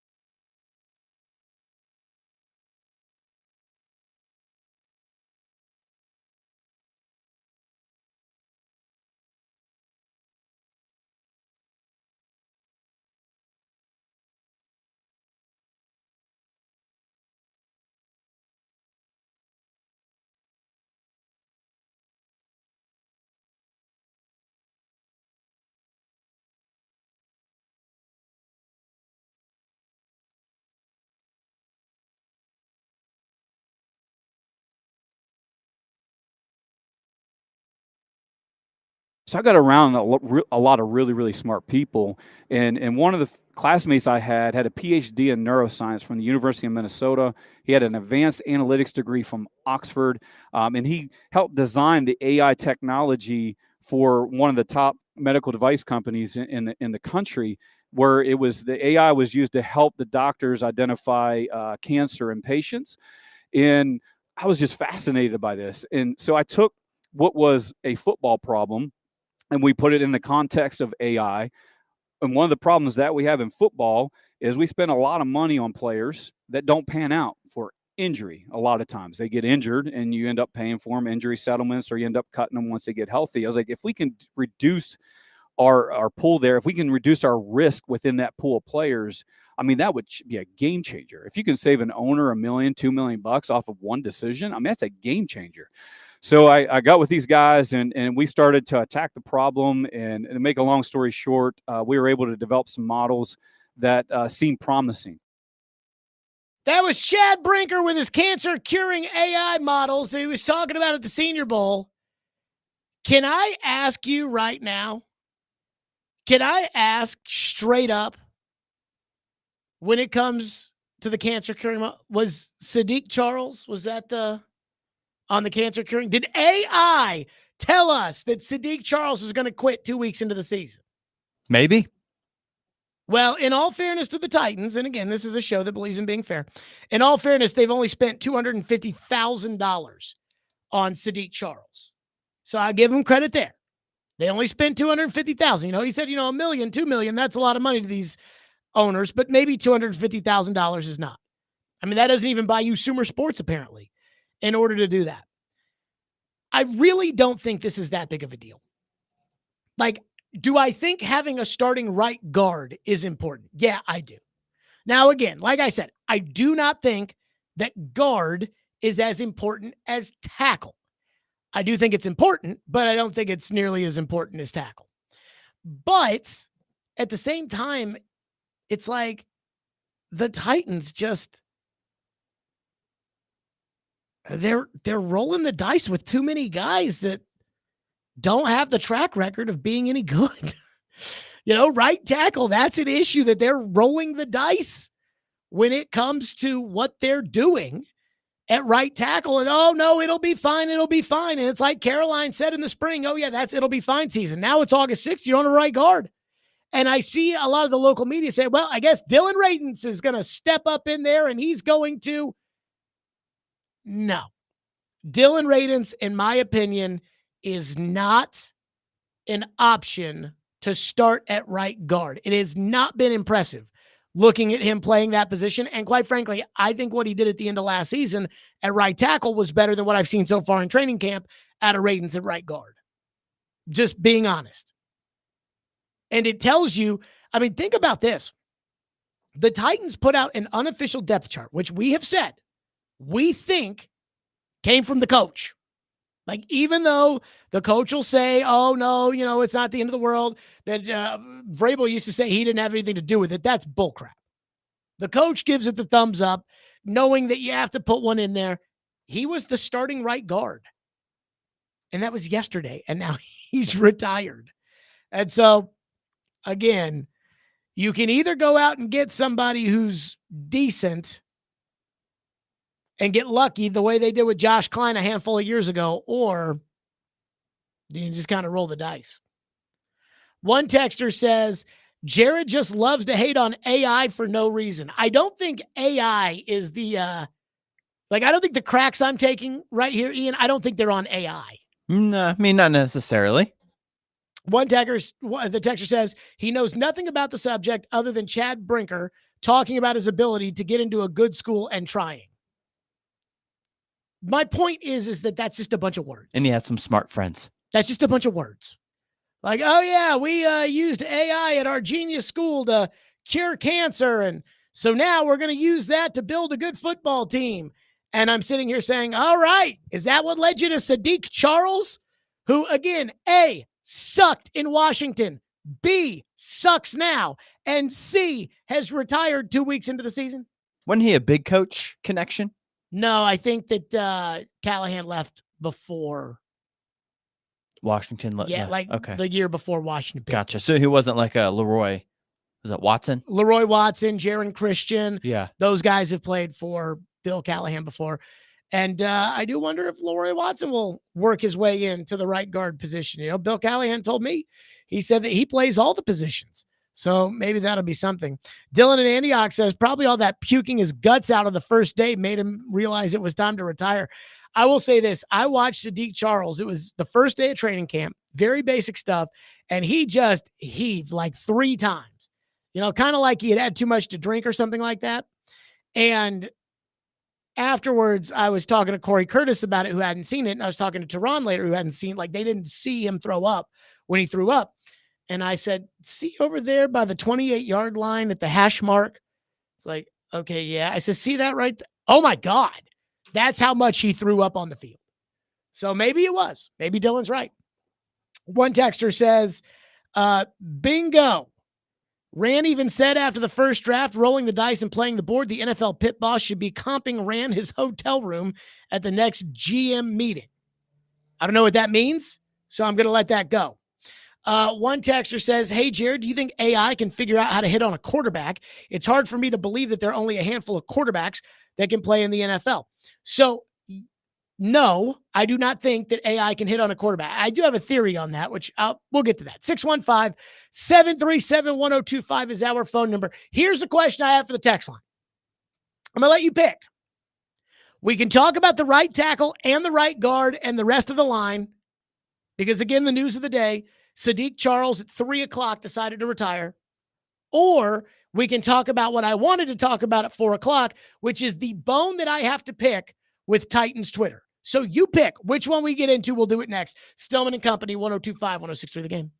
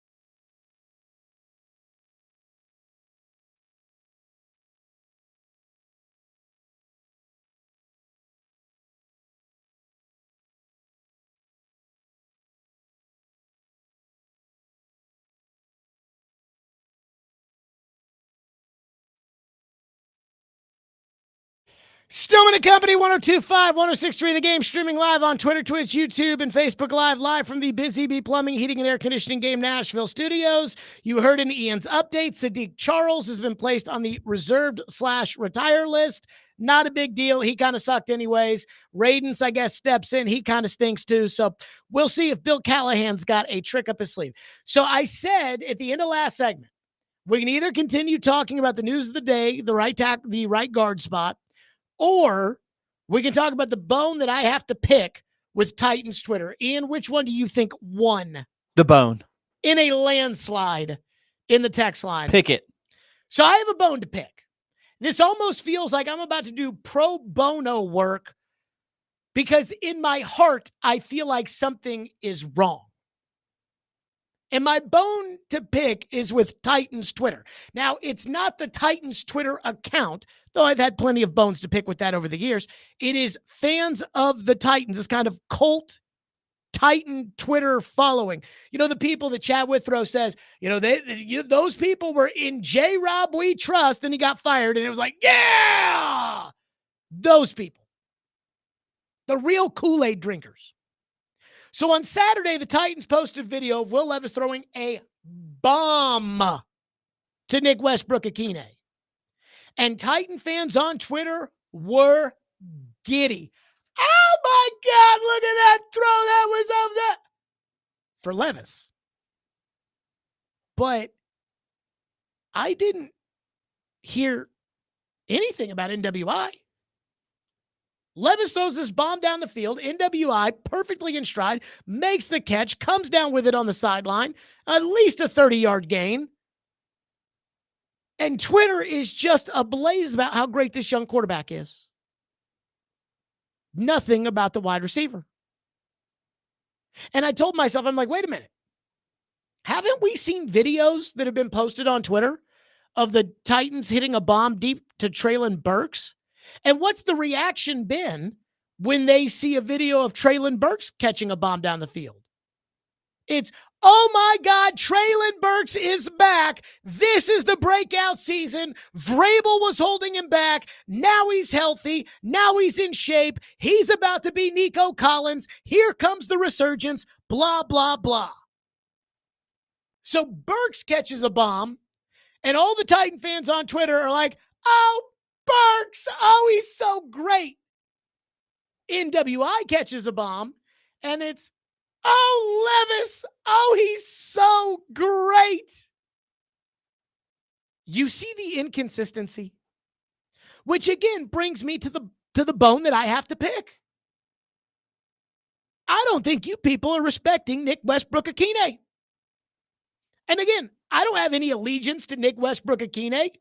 I didn't write that Fakakta article that Joe wrote, which was based off source information, but I didn't write that 3 years ago.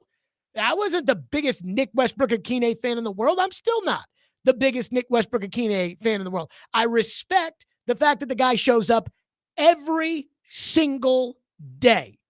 Practice, preseason games, regular season games, playoff games. I know I can count on Nick Westbrook-Akine, and I know he's going to give me a solid performance. That's all I got. I'm not his family member. He didn't go to my college. There's no bias here. So just let me ask this question. I feel like, again, I'm advocating on behalf of Nick Westbrook-Akine. Are we sure Treylon Burks is better than NWI? Because everybody is making that assumption. But is there anything out there that actually proves that Burks is a better player than NWI? We went over it on Friday. We went over the stats of the last two seasons. And Nick Westbrook-Akine is better in every category than Treylon Burks, including touchdowns 6-1.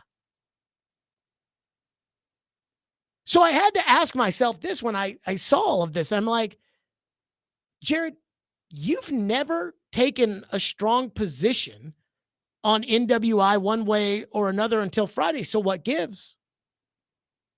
And I think it's just, I feel like it's unfair. The way that the Titan fans are treating him and the way that I kind of feel like the team is treating him, I think it's unfair. And so I will do pro bono work for NWI when all this guy does is show up and produce, and nobody mentions his name whatsoever, even when he makes incredibly important plays that help you win football games. Anybody remember his big catch against the Dolphins? Probably not, but he did at the end of the game. Anybody remember the big catch he had against the Falcons? I do. Anybody remember the big catch Burks had against the Falcons? Nope. And this isn't about putting Burks down. Although I think Treylon Burks is very much in a trial run period as to whether or not, hey, can you be an NFL receiver? If DeAndre's out, can you go in that spot and can you play it? And I know NWI cannot give you the same production DeAndre Hopkins can. Maybe there's a hope that if DeAndre's out and Treylon Burks goes into that spot, that Treylon Burks can give you the production that DeAndre Hopkins would normally give you. Maybe there's a chance there. But again, it's like, is it just simply based upon where they were picked in the draft and the fact that Burks was the 18th pick and that NWI was an undrafted free agent? Because production-wise, it's not even close. It's NWI. So again, this has nothing to do with the team. And the team is going to give Treylon Burks the first crack at the lineup to replace DeAndre Hopkins. And I don't necessarily have a problem with that at all whatsoever. But the assumption that Burks should be starting against Chicago if DeAndre's not out there, or that NWI can't do it, or that Burks is a more sure thing than NWI, that couldn't be further from the truth. And again, my issue right now, it's not with the team. It's with the fans. They see a big catch by Burks, and it's like, Burks, he's the man. He can't be stopped. It was Vrabel's fault. It was Downing's fault. It was Tim Kelly's fault. It was the turf toe in Indianapolis. It was the concussion in Philadelphia. It was whatever reason you want to make up for last year. It was all that fault. It was, he's the man. Let's see Brian Callahan. He says there's a role for him. He's going to make it. Let's go, baby. Let's. Really? NWI does the same thing. Now all we do is talk about the quarterback. I just don't think it's right. And I don't think it's right to put Burks on a pedestal that he absolutely has not earned. And I don't think it's right to look at Nick Westbrook-Akine and just wag the finger and say, well, he's not that good anyways. I get it. He is a limited player, but he is a consistent player. And I want to see him play with Will Levis in training camp, and I want to keep an open mind as to what he can do for this football team. And nobody's willing to do that except for me. And so I'm sorry. I saw that bomb this weekend on Twitter. Levis down the sideline, NWI brings it in, and I can't remember if he made a diving catch on it or if he was just open and made a good catch on it. But it was a nice catch. And not one person was excited at all about it being NWI. I think there is a Treylon Burks bias around here. And again, I think that bias stems from the fact that Treylon Burks was picked in the first round. Well, we don't want to be biased around here. We want the best players on the team. So if Burks is a better player, then Burks should play. If NWI is a better player, then NWI should play. But I don't think there's anybody out here who's going to get up and say, outside of maybe me, that's going to get up and say, I'd rather put my trust in NWI than put my trust in Burks. Because with Burks, there's got to be this hope that you can unlock this talent and that he can do it. And that if we just give him a 75th chance, I know the first 74 didn't go well, but if we give him a 75th chance, he can come through. Whereas all Nick Westbrook-Akine does every single day is show up. Shows up, catches the ball, scores 6 touchdowns compared to Burks' 1. And NWI's had his injuries before, but they're very few and far between. So that's the bone I had to pick. And it was a landslide, by the way, in the text line of people that wanted to talk about this over the right guard position. And for me, it's just, let's be honest. Let's not get our hopes up for something that we have not seen consistently and then expect this to be a reality because there's a new coach. Oh, no, new coach. It'll definitely work now, Jared. If he becomes Nico Collins, good. But A, let's not assume it, and B, let's not kick the other guy to the curb who might actually help this team produce. That's the bone I have to pick. Felt good to get that off my chest. Good. Glad you feel better. Good. 615-737-1025 is our phone number, 615-737-1025. So I did ask Brian Callahan at the press conference about NWI. And I'm sure there are a lot of people who want to write him off. But what Brian Callahan said, and I want us to critically think about this. We'll do it next. Stillman and Company, 615-737-1025 is our phone number here on the program if you want to weigh in today. Trevor, by the way, going to join us on Friday. So Trevor will not be at 4:30 today. Get half off to this family-owned Chicago restaurant right here in Nashville. Winners of numerous Best of awards. This is truly one of the best-kept secrets in Nashville. Staley's Chicago Italian Dining brings amazing Italian food to the South, including original Italian beef sandwiches, Vienna Chicago-style hot dogs, and the best gyros south of Chicago. Head to theGameNashville.com/deals now to get half off a $20 gift card while supplies last.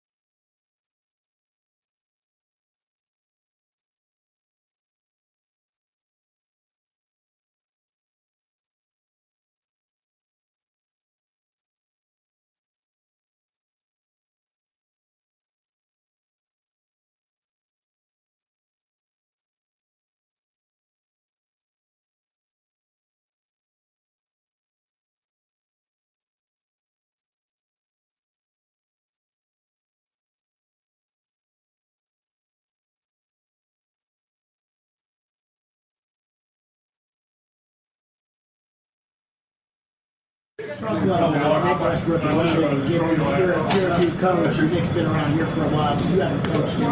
Where's your trust level right now with Nick and what he's doing? Oh, very high. I think that's part of what why we wanted to keep him around. You know, we had a chance to bring him back on his, I think it was his RFA tender, and we decided we wanted to because of what he's done. I got a lot of respect for his journey. You know, he's had to earn it the hard way all the way through, and he's continues really every year he's played to show up and be reliable. And that's a really big part of playing receivers is being where you're supposed to be and being able to make plays. And he's a fantastic person. He's on top of all the details. He never has mental errors, and he's reliable when the ball comes his way. He makes plays on it. And the more plays you make like that, the more opportunities you get. And it's been really nice having him in that group. He provides some leadership and some veteran presence too. It's been good to have him as a compliment. I'm sorry, isn't that what you want in your fourth wide receiver? If somebody goes down, isn't it somebody who, I'll tell you, man, he shows up to work every day. He has persevered. His journey means a lot to me. I want him in the room. I want him around the young guys. He comes out every day. He doesn't make errors. He just makes plays. Isn't that what you want in your fourth wide receiver? I think so. So then why people love upside? So why are we just in love with Treylon Burks taking DeAndre Hopkins' spot? Upside. This should be a competition. And that's why I asked him. By the way, it was funny because he was like, I think that's why we brought him back on his RFA tender. And it's like when Chris Sanders will say, I remember in 2000 when this, I'm like, yeah, that was actually 2002. And I feel bad to correct because Chris is the one who experienced it, but he's not right. That happens. Derek does that sometimes. I think when you have the experiences those guys have, or maybe, and I hope this isn't the case, but the concussions that those guys might have had, sometimes like the years all run together or whatever. When he said that in the press conference, when Brian Callahan was like, well, that's why it was really important that we bring him back on that, I think RFA tender. I wanted to look at him and be like, no. Last year, NWI, after the 2022 season, NWI had an RFA tender opportunity. So did Aaron Brewer, so did Tierre Tart. And the Titans tendered Tierre Tart at a second round tender, which meant that they had to pay him like the $4.5 million. And if somebody wanted to sign Tierre Tart, they had to sign him to a contract and the Titans could match it or get a second round pick in return. Aaron Brewer was an RFA who they gave a second round tender to, who got, again, the same $4.5 million. And if somebody wanted to sign Brewer to a contract, then they could have. It happened to be that the Dolphins signed them both, which is kind of odd. But the Dolphins signed them both. Brewer for way more money than they should have. He still can't snap the ball. But the Titans did not tender Nick Westbrook-Akine a contract after 2022. The Titans, when you don't give somebody an RFA tender, and there are three, there's a first round tender, the second round tender, and the right of first refusal, which is $2.6 million. It might have gone up recently, but last year it was $2.6 million. $2.6 million for the right of first refusal, i.e., $2.6 million for NWI. The Patriots come along and say, we want NWI for 4 years and $10 million per. Well, NWI is going to the Patriots because the Titans aren't going to match that. But the Titans didn't even do that. They let NWI go out into free agency, and then they gave him a $1.3 million contract. The veteran minimum is $1.2 million. This year, NWI was an unrestricted free agent again. And again, the Titans let NWI sit out there. And after a couple days, they signed him back for, again, minimum-ish money. And yet, here's the coach that's saying, man, I'll tell you, I love having this guy around. He doesn't make mental errors. He produces every day. He shows up. He's this, he's that. He's a leader for our young guys. That's what you want in the fourth wide receiver. Now, I agree that the Titans should give the first crack at the DeAndre Hopkins spot starting tomorrow. They should give the first crack to Treylon Burks. That tomorrow, when they go to team period and they're in a 3-receiver set, it should be Ridley outside, Boyd in the slot, Burks on the other side, and I'm fine with it. And they should start Saturday night with Ridley outside, Boyd in the slot, and Burks on the other side. And Brian Callahan said last week on Saturday that Burks will get the first opportunity. And again, I endorse that idea. But let's not rule out NWI if Hopkins can't go, if he's more productive than Burks. I hear the coach talk about wanting to be competitive. And he talked about how there's going to be a battle at right guard and right tackle. And now there's really going to be a battle at right guard. But there's going to be a battle on the right side of the line. You know, it's a real competition, the coach said. And then he'd run plays, and Nicholas Petit-Frere, a.k.a. PT, would run one rep at right tackle, and then Jalen Duncan would go out and run the next rep. And then John Ojukwu would go out. That's fine. Why can't we do that at wide receiver? Why can't we put NWI out there? D-Mace. I think this should be a legit competition. And once again, I believe NWI has earned it. But there's something about this. And again, all of this might be moot because DeAndre Hopkins may heal up in the 4 weeks and he's ready to go week 1 in Chicago. So all of this may be moot anyways. But there's a part of me that thinks the Titans are just going to put Burks out there no matter what and just ignore the production that NWI has given the Titans on a consistent basis. And once again, I don't think that's right. So I feel like I'm advocating for NWI. So Steve on the text line, our phone line is driven by WilsonCountyHunter.com. Steve almost never agrees with me. You know, Steve, he's the guy that's obsessed with Mike Vrabel every day, every segment. The guy listens for 4 hours straight. God bless you, Steve. But the guy listens for 4 hours straight and texts in every day bitching about Mike Vrabel. Remember the day that I was like, there's one guy that's texted in 23 times in a row about Mike Vrabel. Should we read the 23 text? It's this guy. He says, NWI is the Rodney Dangerfield of the Titans. He is so clutch, but no respect. I 100% agree with you here. Honestly, with this guy agreeing with me, it actually makes me want to take my opinion back. Yeah, I wonder if you've gone a little bit too far there. My advocacy of NWI getting a chance. That's all I'm asking for. Give him a chance. Same guy says, the fans may be right about Burks, though. We may actually be able to see him break out. Definitely Vrabel's 1970-era offense limited him. NWI has proved he can do it even in that nasty-ass system. Again, it always goes back to Vrabel. Every time. It always goes back to Vrabel with that guy.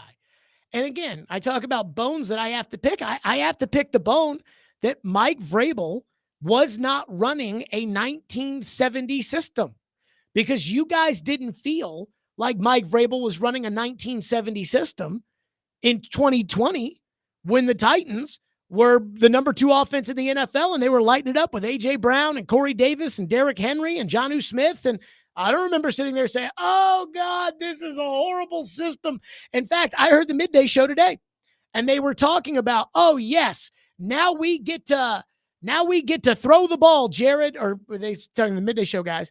And they were talking about it. And I'm like, this was the same stuff we talked about when Matt LaFleur took over. It's like, okay, it's going to be the Rams now with Matt LaFleur running and Mariota's going to light it up and they're not going to have the exotic smash mouth anymore. And they're not going to, and they tried it for 3/4 of a season.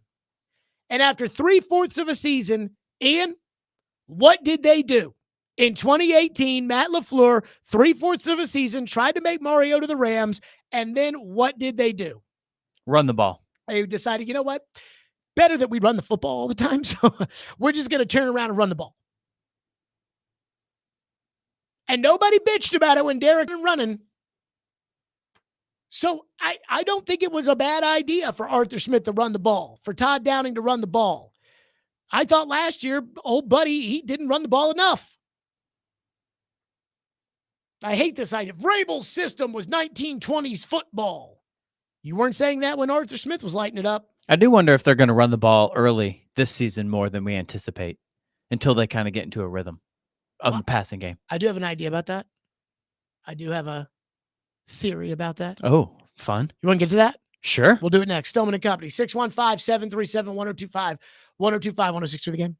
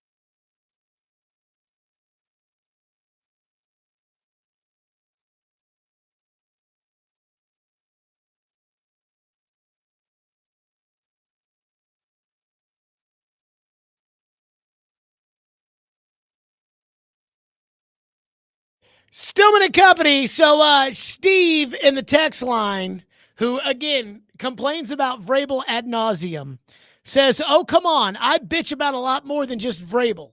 That's not true. It's pretty much all Vrabel. It's either all Vrabel or Ran is the man, Jared. He's cooking. Let him cook. It's all the same. Now, again, he brought up the Mike Vrabel 1970s offense. And Ian, you said, I do wonder, are they going to run the ball? Are they going to?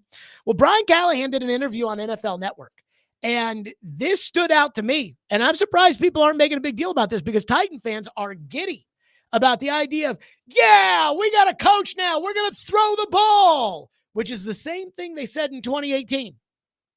And then they decided, you know what, 3/4 the way through the season, let's run the ball with Derrick Henry. He's the best player on the team. Let's give it to him. Let's win some football games. And the old man used to always say, The easiest way to get good is to run the ball and play defense. Brian Callahan was on NFL Network. He was asked about, wow, this team without Derrick Henry, now you're going to throw the ball, coach. The core of this team has often been and mostly been about running the football. This franchise has greats, the Earl Campbell, Derrick Henry, who just left. There was Chris Johnson. There was Eddie George. And this has been a team that would just run. Right. That, I mean, I knew that, but like yes. just hearing her say it. So that's what this franchise has been known to do. And now you've got a receiving core that is incredible in Calvin Ridley, DeAndre Hopkins, Tyler Boyd. And we're seeing a shift in what this franchise has done historically. So can you talk about sort of pioneering this shift here and how good this offense could be on the passing side? Yeah, that part's exciting. You know, those are all three really veteran, good receivers. I think Will Levis has had a really nice start to camp. I'm excited about what he's done. And so you put all those things together, it has the makings of a productive passing group. But I do, as you mentioned, all those incredible running backs and run games that they've had here.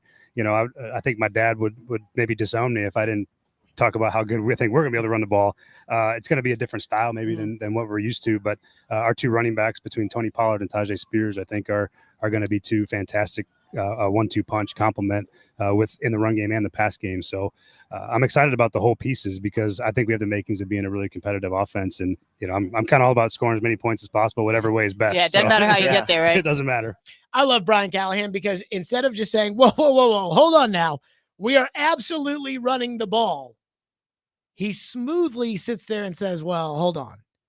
I mean, I think my dad would disown me if, you know, running the ball wasn't a big part of what we were going to try to do. And it may look a little different than us giving the ball to Derrick Henry 50 times right up the gut every time, but we're going to run the ball. Sometimes I think you guys get ideas in your head and you just embrace it. You just I got a friend. I'll call him out by name. Scott Fischel. I love Scott. I've known Scott my entire life. I love this man. But this guy, he's like, oh, the schemes. Oh, they're not right. Oh, they got to throw it. Oh, they got to. It's like, dude, running the ball is critical in the NFL. For every fan out there, you guys get this idea in your head that, like, yeah, we upgraded from the team that wanted to run it with Derrick Henry to now a team that's going to be the run and shoot, which, by the way, they do run the ball in the run and shoot, but not, you know, again, we're going to just throw, we're going to be the air raid offense, Jared. Oh, my God. If you want this quarterback to survive, they don't have a right tackle, and their right guard just retired. If you want this young quarterback to live, you have to run the ball, and you have to run the ball effectively. Kansas City runs the ball effectively with Isaiah Pacheco. San Francisco runs the ball with Christian McCaffrey. I'm not saying it has to be 28 carries between the two backs the way that you gave the ball to Derrick Henry. And that's the way you have to play with Derrick Henry. And I'm not against it because I watched a lot of good football turn around and handed that ball to that beast back there and letting him go with it. Now it's hard when you don't have an offensive line. He's getting tackled 3 yards in the backfield, and now it's 2nd and 13 and you have to pass. But I do think that these people out there that are like, oh, thank God we're going to pass the ball now. Just because the guy came from Cincinnati doesn't mean that his roster has the same receivers they had in Cincinnati. It's pretty cool, Bill Callahan being the offensive line coach and helping like run game scheme and all that kind of stuff. I don't know. I just think it's a good feather in the cap to have, not just an O-line coach, but can help with the run game scheme. I think that's pretty cool. Well, that was supposedly what the offensive line coach did with the Titans over the last couple of years. Okay. Well, so that was what Keith Carter and helping with that and coaching up the guys. Yeah, that they and the coordinator did the run game schemes, and then the quarterback's coach and the offensive coordinator did the passing schemes. Okay. So that's not something that's new. But I mean, I talked to Rich Gannon about it at the Super Bowl because I was talking, you know, because Rich Gannon was a quarterback in Oakland when they went to the Super Bowl and Bill Callahan was the coach. And Rich was like, oh, no. Like Bill Callahan, I mean, we ran the ball. He's like, yeah, we had Tim Brown and Jerry Rice and Jerry Porter, and we ran the ball down people's throats. I believe those teams had Charlie Garner and Tyrone Wheatley running the ball. I mean, he was like, we ran the ball all the time. Yeah, I wonder when Brian Callahan says it's going to look a little bit different. I wonder how. I think it means by who's getting it. So instead of 22 for Derek and 4 for Tajay, it's going to be, 16 for Tajay and 9 for Tony Pollard. Now, I don't know what the rotation's going to be between those two, because I am a believer that it takes some time, to really get used to these things, to really I really believe that there has to be one running back, unless you're going to be a quarterback-centric team, and this quarterback is too old to be able to do that. So, too old, too young to be able to do that. But I would turn around and hand the ball off as much as I could to take the pressure off the young quarterback. That's why I would have brought Derrick Henry back. Trey says, the guard retired? Yes, Sadiq Charles retired today. Don't worry about it. He sucked anyways. Also, I have serious questions about this Trey, who just texted into the text line, because he texted at 7:50 this morning and says, you have not lived until you try pizza and ketchup. That sounds gross. Have you ever tried pizza and ketchup? I have not, no. I haven't either. I'm sure it's terrible. Texter says, who's the player on this team that will score the most touchdowns this season? Ian, write down on a piece of paper. Do you have one of those Sumer Sports papers? I got like 50 of them in here. I have regular scrap paper in here, yes. Okay, we're going to do this Final Jeopardy style. So write down which player. Oh, hold on. I wrote the wrong player. Write down which player you think will score the most amount of touchdowns, which obviously not passing, but rushing, receiving. Total whatever. overall touchdowns. Yeah. Okay. So write down the player, and on the count of 3, we'll put it up there. If you're looking at me on the screen, you'll see mine, but you will not see Ian's. 3, 2, 1. You went with Tajay Spears. I went with Hopkins. Okay. I originally wrote Ridley. I don't know why I wrote Ridley. It must have been on my brain, but I was thinking Hopkins. Hopkins had 7 touchdown catches last year. I think Ridley had 8 with Jacksonville. Ridley played on a different team. Better team. Yeah, they were talking about how many red zone targets Ridley had last year with Jacksonville. Well, that's because morons like Shane Bowen single up Amani Hooker, who's a safety with him in the red zone, and then Trevor Lawrence is like, I'm going to throw him the ball. Maybe it wasn't red zone or end zone, something like that. I can't remember. I think it was one of those, either end zone targets or red zone targets for Calvin Ridley with Jacksonville last year. And he was targeted more than anybody in the league. Brian says LaFleur wasn't Vrabel's guy. Didn't they offer him the OC job before Vrabel was even hired? No. My understanding is that they knew they were going to hire Mike Vrabel when they fired Mike Mularkey. Right? Everybody knew that. So they interviewed Matt LaFleur to be head coach. They interviewed Mike Vrabel, and they interviewed Steve Wilkes, because at that time you only needed one external minority candidate in order to satisfy the Rooney Rule. So they interviewed those 3 people. They hired Mike Vrabel. Supposedly, Amy, this is what I was told, and I do not know this for a fact, but I feel comfortable in saying this. Amy loved Matt LaFleur when they interviewed him to be head coach.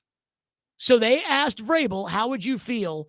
Amy loves him. How would you feel about this guy being your OC? And Vrabel said, sure. And then Vrabel and LaFleur hated each other. And Vrabel and LaFleur hated each other because there was a report that came out that Vrabel, had LaFleur not gotten the Packer job after the first year, Vrabel would have tried to demote LaFleur. Then when LaFleur got the Packer job, he tried to bring Arthur Smith over to be the offensive coordinator. Vrabel blocked that by making Arthur Smith his offensive coordinator. And then when the Titans played the Packers on Sunday Night Football, the Packers ran the score up, and a year later, or 2 years later, when the Titans went back to Green Bay on Thursday Night Football, if you remember, the Titans had won the game, and they were in, hey, turn around, hand it to Derek, pick up a first down, kneel out the clock. And do you remember what they did, Ian? I don't think so. They threw a bomb down the sideline to Burks. Oh, yeah. The game was over, and they threw a bomb down the sideline. And Jair Alexander ended up making the tackle. But I promise you, that play was not designed for Treylon Burks to gain 35 yards. It was designed for Treylon Burks to score a touchdown. And so that was Mike Vrabel sticking his middle finger right in Matt LaFleur's face. Now, Matt LaFleur can laugh all the way to the bank because he's the coach of the Packers and he's got a franchise quarterback and they made the playoffs last year and Mike Vrabel doesn't have a job. But to my understanding, that was a Amy really liked Matt LaFleur thing. That being said, the system that Mike Vrabel ran until the last year, the system was Matt LaFleur's Shanahan system. And that's what Arthur ran, and that's what Todd Downing ran. And then last year they ran that Earhart-Perkins offense, which is a little old school, but it worked for Tom Brady, so I'm sure that we can say it'll work this decade. 615-737-1025 is our phone number, 615-737-1025. Speaking of NWI, a lot of people want to weigh in on him on the text line. So there was kind of a straw poll that I did over the weekend at practice. And I got to tell you, the results are not surprising. They're surprising on the front end, but they're probably not going to be surprising on the back end because on the back end, well, I think this is what you would do too.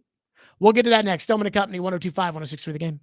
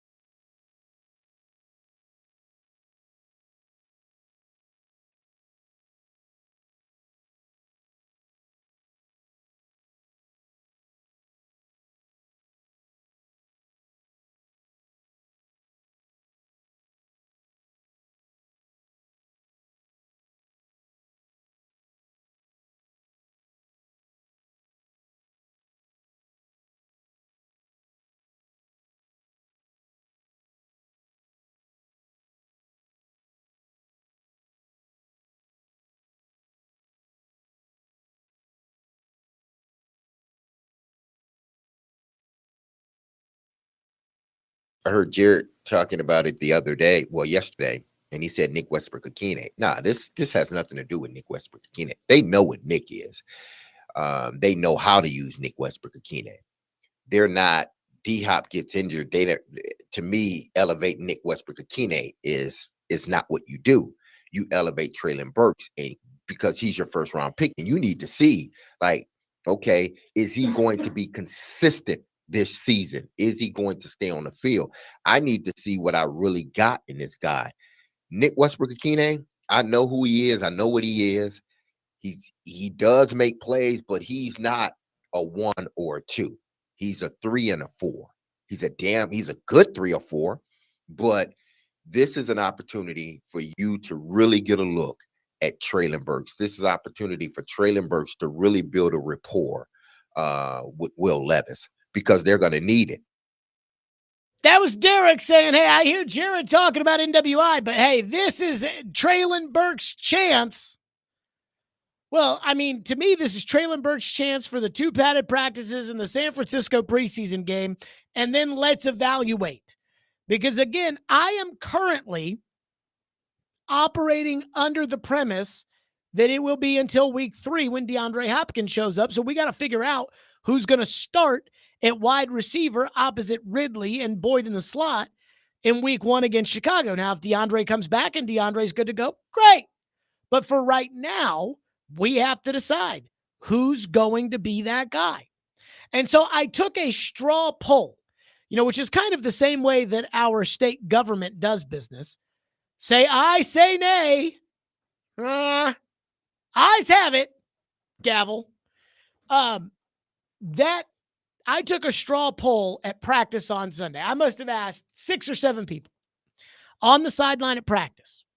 And I said, if you had to bet your house on who would be more productive in place of DeAndre Hopkins, Traylon Burks, or NWI, who would you put your money on?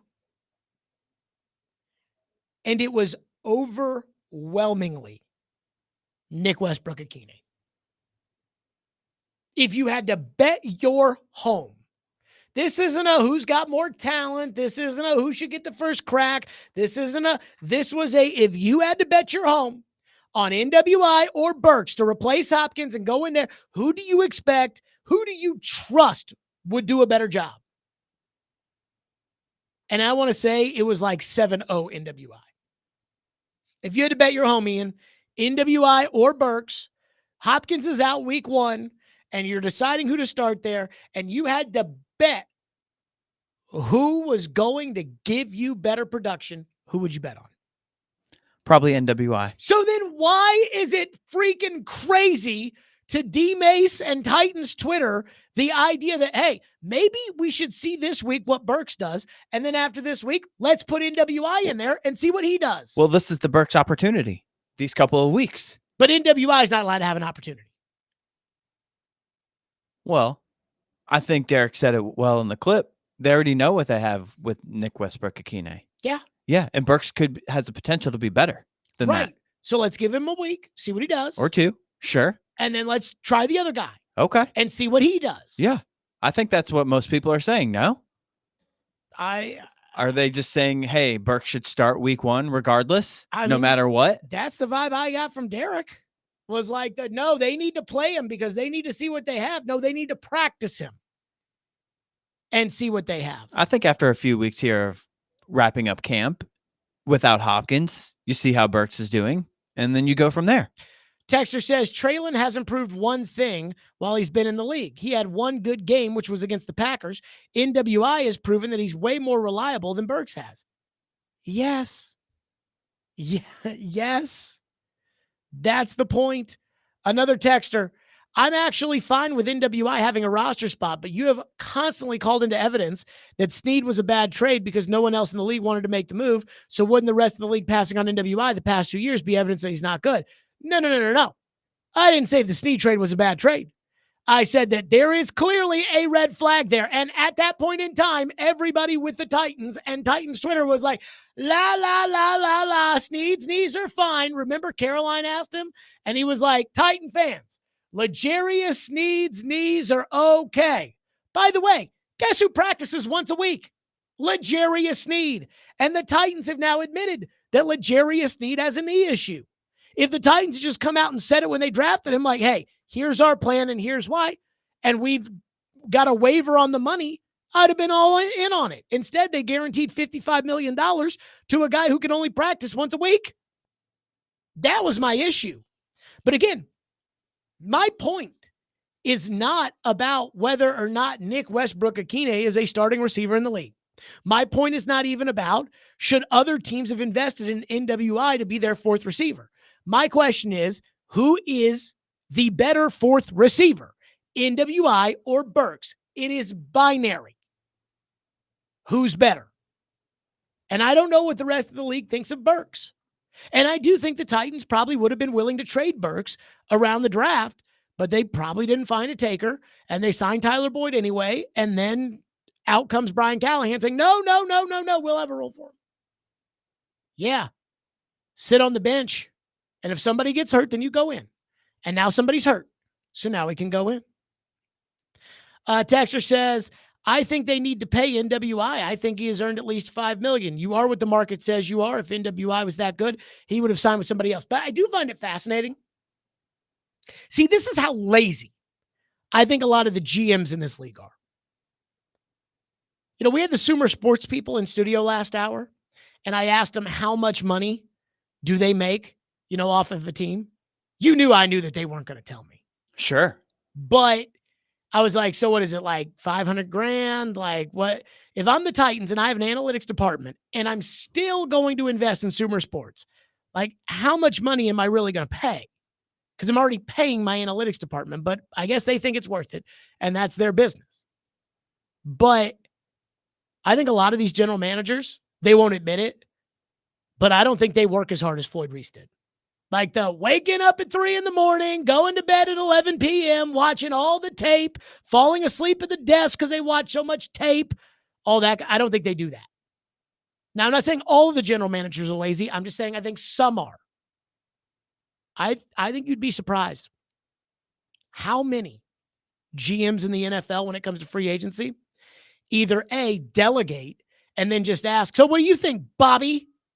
Or literally just look up the stats and say, well, you know, he started 15 games over the last 3 years. The same way we did the pro boards, where I didn't watch any tape because I didn't want to waste the time watching all these different guys play. But I went through their Pro Football Focus stuff and started saying, oh, yeah, I like this guy. I bet you that's what some of these GMs do. That's how Aaron Brewer gets $7 million a year. Because it's like, well, he started the last 2 years. He might be good, even though he is wretched. Wretched. One texter says, I would rather give Burks the chance purely based off potential talent. Maybe not elite, but can be an occasional playmaker. NWI is a good pros pro, but his ceiling for large impact is small. That said, neither has excited me based off training camp highlights. But if they both are going to be a number 4 receiver, then I'd rather choose the guy with the first round talent. We now have Tyler Boyd for consistency. Here's where I disagree. I'd rather give Burks the chance in practice. And if Burks makes the most of the chance in practice, then I'd let him play. To your point, for the high upside. But what I'm not going to do is I'm not going to, when it comes time for Chicago and these games are real, I am not going to put the guy out there just because he has more talent than the other guy who has been a more consistent and better player. I'm not willing to do that. One texter says, I've been saying all offseason that the Burks talk was unnecessary because he's the 5th wide receiver and NWI was the 4th. I don't know that NWI is the 4th. Let me just say this. I want to see a competition. I want it to be fair. Because on one end, I do have a guy who has way more talent. On the other hand, over the last 2 years, I've got a guy who has 6 touchdowns to the other guy's 1. So let's see them battle it out. If they can battle it out at right tackle and they can battle it out at tight end and they can battle it out at running back, why can't they battle it out at wide receiver? 615-737-1025 is our phone number, 615-737-1025 here on the program. Boy, a lot of people want to weigh in on this. It's pretty crazy. I did not expect, NWI, baby. All I saw was a highlight of a ball down the field to NWI. I saw the highlight. I went back and watched. Did you look at the tweets that were underneath it of people replying to it? No, I can't. It's hard to gauge on and who's real on those. But it was like, oh, Levis, yes. Whereas when Burks does something, it's all about how great Burks is. Okay. And I'm like, can we give NWI his fair due? 615-737-1025 is our phone number. Stillman and Company, 1025-1063 The Game.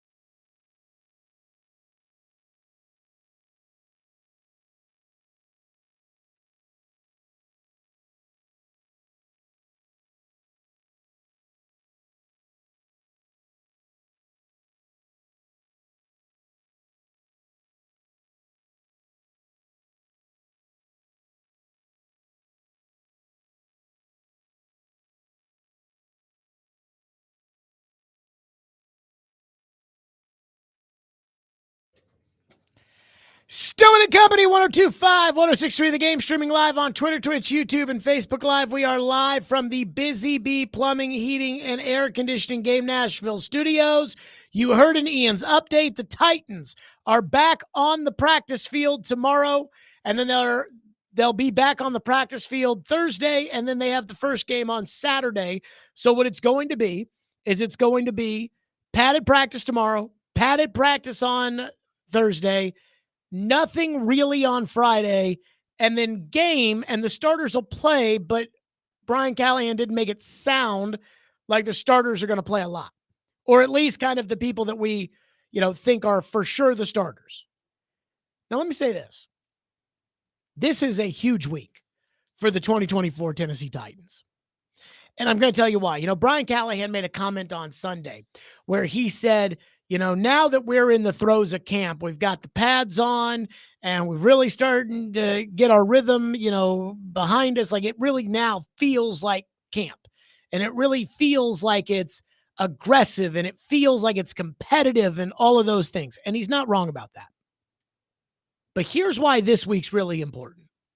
Because the Titans have got to start making decisions depending upon how serious they are about contending in 2024. The Titans have to start making some serious decisions. One of the biggest problems of the previous administration was they didn't hope for the best in certain cases. I almost feel like they expected the best in certain cases. It's like, well, David Quessenberry was our right tackle last year, which he was really the fourth guy that we put out there, but we tried Kendall Lamb, he sucked. We tried Dylan Radens, he sucked. We tried Ty Sambrilo, he retired. And so we put David Quessenberry out there, and it kind of worked. Then they didn't tender him a contract. Then they went into the next year with Radens and Nicholas Petit-Frere, a.k.a. PT. PT is their only options. So midway through training camp, after the joint practices with the Buccaneers, which was the second preseason game, they realized Radens couldn't play right tackle. So they just kind of stuck PT out there. And I remember banging the drum when it came to Malik Willis, saying he is not ready. He needs a redshirt year. They need to get a backup quarterback. And Vrabel's so defiant about that. And obviously, I was right and they were wrong when they went out and signed Josh Dobbs off the Lions practice squad and stuck him out on a primetime game on a Thursday night. So they expected the best. Yeah, Malik's throwing the ball away on fourth down in a 2-minute drill, but if he needs to play, he'll be okay. Got it. So this week is a very big week because I do understand the idea of, hey, let's give it a try. Let's see what happens. Because maybe there is a chance that this coaching staff can tap into Treylon Burks and to get him to be a star the way that they thought he was going to be when they drafted him and they made the trade with A.J. Brown and everything up. Maybe. But you can't wait on that forever. So this week, I think the Titans have a bunch of decisions they need to make because Chicago is closer than you think. Remember, there is no competitive football for that last week of the preseason. It used to be 4 preseason games, then Labor Day, then football. Now it's 3 preseason games, week off, football. So you can be competitive this week, next week, and the week after that. But that's it. And once you decide, hey, we got to really look at this and maybe make a change and maybe think about something else and going with somebody, you got to start looking. You got to start having conversations, calling teams up saying, hey, what positions do you feel like you've got a lot at? Do you feel like you've got a lot at inside backer? Do you feel like you've got a lot at outside backer? Can we make a trade? So here are the things the Titans have got to figure out this week. Number one, they've got to figure out, can Dylan Radens actually play right guard? I think the answer to that is no. At least from what I've seen at training camp, I think the answer is no. So what I would do is I would put Radens right there, first team tomorrow, first team Thursday, and he would play first team reps and second team reps, because I'm going to get him as many reps as he needs, first team and second team reps on Saturday. And after that, then it's time to start looking at the waiver wire, maybe working some guys out that don't have jobs right now. Then it's time to start planning for, okay, if we need to go get a guy. The number 2 thing that I think this week is a big week for, right tackle. Because I was at practice on Sunday. Nicholas Petit-Frere, PT, was in his second practice of the season, and he looked good. You know, he looked serviceable. But is that a one-day thing in practice? Because I've seen days in practice where Traylon Burks looks like A.J. Brown. So is that a one-day thing? Or is that actually hey, the Titans might actually have a right tackle, and it might actually be PT. Again, if this were the previous administration and the mistakes they made, and again, I think they did a lot of good things over the years, but I am, again, pointing out some of the issues that I had, it would be just deciding, no, PT's our guy. And I'm not doing that. Number 3, excuse me. I think they need to decide if Rashad Weaver can actually start at outside backer, because Arden Key is going to be suspended for the first 6 games of the season. Right now, according to the unofficial depth chart that was put out by the team, put out by the coach, according to the unofficial depth chart, Rashad Weaver is the backup for Arden Key.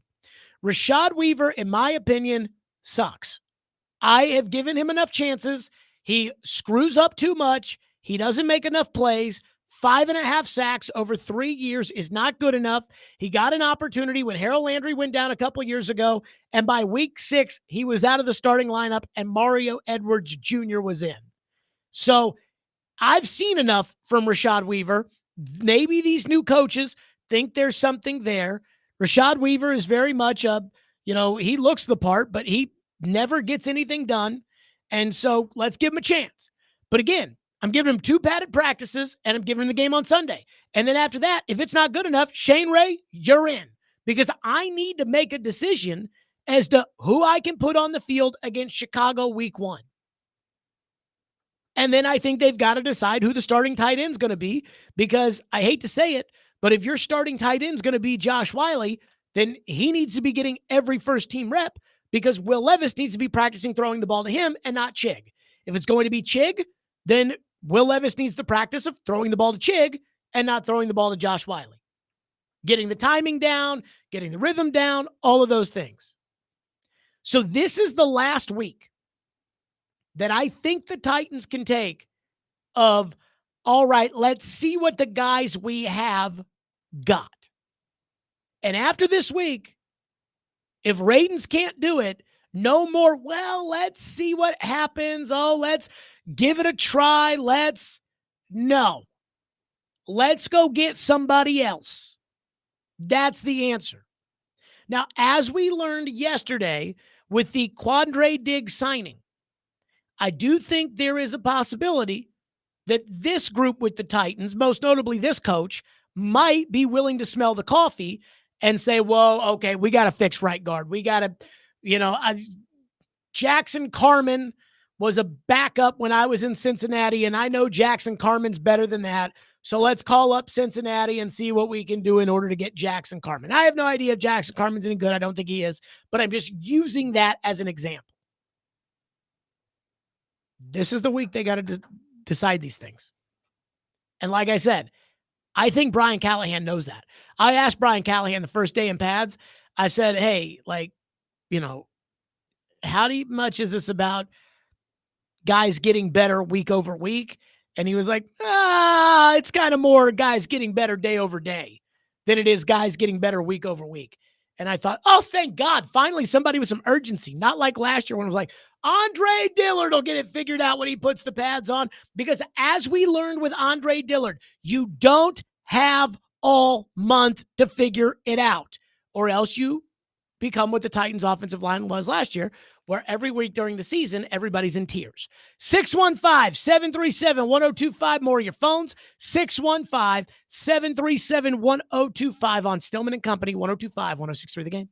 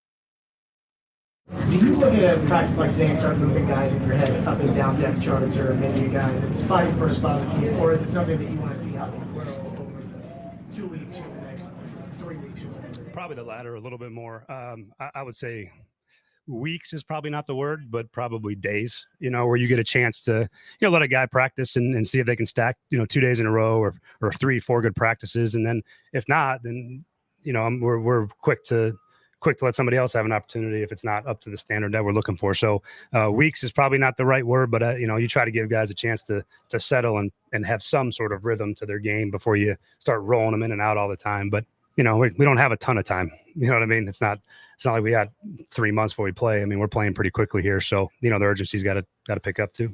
Brian Callahan, that was last week when they put the pads on saying, hey, we don't have all day. To me, that's a breath of fresh air. It's funny because a lot of people hear things Brian Callahan says, and they're like, oh, it's a breath of fresh air that Brian Callahan will discuss the injuries when mean old Mike Vrabel would never talk about those things. And yeah, I'm sure it's fine. But that's not the breath of fresh air to me. The breath of fresh air is not the, trust me, it'll be fine. It's the, yeah, we got to start figuring these things out. And again, I've said they need to get it figured out this week. Tight end, right guard, right tackle, pass rusher, that Arden Key spot. Is it Weaver? Is it not? If it's not Weaver, give him a week. If he can't do it, get him out. Get somebody else in there. But there is one guy I'm rooting for. But when I say I'm rooting for somebody, Ian, what's always the second shoe to drop? I'm rooting for him, but I'm betting against him. And that's Radens. I'm rooting for Dylan Radens to win the right guard spot. Titans, the people that cover the team, the media cadre, I kind of saw a lot of similar sentiments, which are, okay, now that Sadiq Charles has retired, Radens steps up into the right guard spot. And if you're just looking at the depth chart, that's true. But I'm not just looking at the depth chart, and I'm not just comparing Dylan Radens to Sadiq Charles. Before we knew Sadiq Charles was going to quit the team today, and did I not say an hour before the news came out that he was hanging it up? I said, I don't think this team's right guard is on the roster. You brought that up today. 2:15, I said, I don't think right guard's on the roster.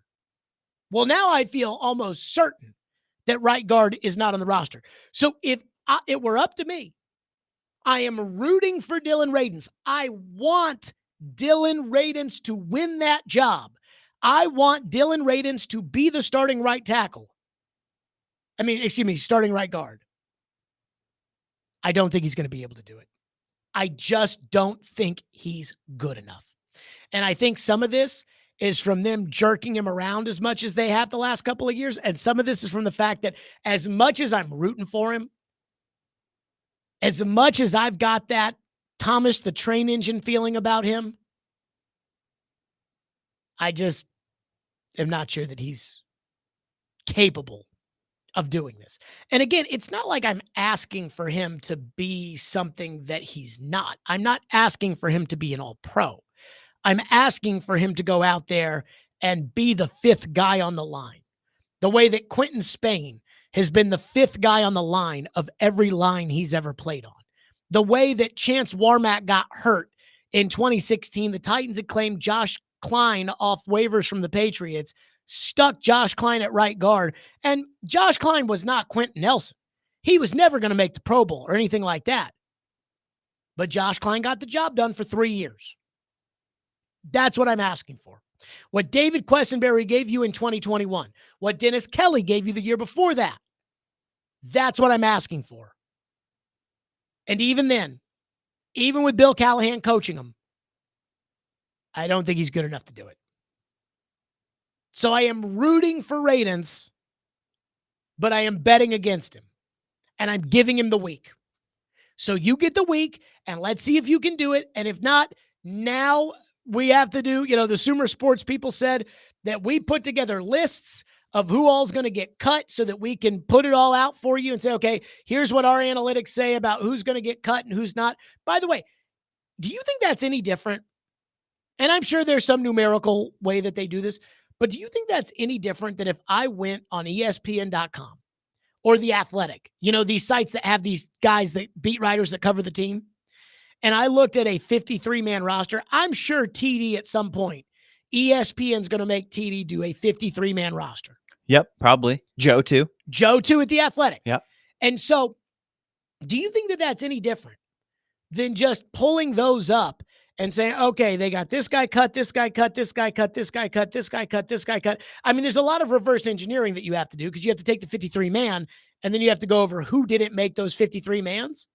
But if you've got those beat writers, all 32 of them, and you've got who they have not making the team, what do you think? 70% accuracy? 2 beat writers, an Athletic and an ESPN. Doing their projected rosters. And giving you the 40 or so guys that each team's going to cut. Yeah, maybe. Yeah. So to me, Radens gets a week. And then after that, it's time to start making some phone calls. But I hope he shows enough. And tomorrow, I was kind of already doing this, but tomorrow at practice, you can bet your fanny that my eyes are going to be at right guard and right tackle. That's why a lot of people say, oh, Jared, how's Levis looking? How's he doing? And I'm like, I don't know. I couldn't tell you because Levis throws the ball and I'm watching the line. I'm not looking at what's happening down the field. So I'll have to listen to what everybody else has to say about what happened down the field. I'm looking at the line because if you can't block, it doesn't matter what you're able to do in practice. Phone lines driven by WilsonCountyHyundai.com, 615-737-1025. JD says, NWI is the boring Walmart stock. Burks is the hot.com that you try to buy and get rich quick. There's probably some truth to that. But I also wouldn't say that NWI is Walmart. I mean, Walmart is, what, a top 3 company in America?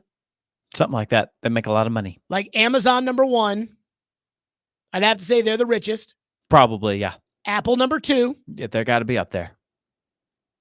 Microsoft or Some type Walmart? of other tech. Yeah, Google, something. Microsoft, Google, or Walmart? Who would you take? Google. Okay, who would you take 4th? Probably Microsoft. Okay. So I don't think a close top 5, whatever. I don't think NWI is the boring Walmart stock. I get what you're saying. The tech stocks or the pharmaceutical stocks or whatever. What was it? Web. I'm trying to think of what it was in The Sopranos, the pump and dump they had. Like Webistics or whatever. I'm not sure. Weblistics. I'm not a huge. You're not a Sopranos guy. I haven't seen a whole lot of that. No. You're not a Sopranos. It took me a while to get into the Sopranos, but I mean, I've heard great things and I've seen plenty of episodes, but that's not one that I've gone front to back with. I'm trying to think, but it couldn't come off the top of my head. Not the top of my head. I usually do something like that where I drop a reference. I'm not the kind of guy that says, it's kind of like that movie. You know that movie, Ian? I don't do that because most people that listen to sports radio they're not here to hear about the movies. But I might drop a little. Yeah, a little reference here and there. I might drop a little without referring to the movie. Okay. Like I was talking about Hopkins a couple weeks ago and about giving him a contract extension. And I was like, he's wiry. And somebody texted. Oh, yeah, longest yard. That was replacements. Oh, the replacements. That's right. The kicker. Somebody texted and said, nice replacement. That's what I do, but I couldn't think of what the stock company was that Tony used to whatever, Weblistics, something like that, whatever. Texter says they need to see Burks in game situations, not so much practice. I'm with Ian. Give Burks a couple of weeks and see if he can at least stay healthy. Now, we need to remember that on top of not being healthy, Burks has also kind of sucked. Like in the games. Now, in 2022, his rookie year, he was really starting to come on. But in 2023, he sucked. You go back to that Texan game where Levis starts off by throwing a 70-yard bomb down the field and it hits him square in the hands. If Levis throws, let me ask you this question to the boohoo Traylon Burks crew. And somebody else also has texted in to the text line and said that D Mace is in love with Burks and that at some point, here he goes, D Mace is falling in love with Burks and he can't break it off. Agreed. Derek loves Burks.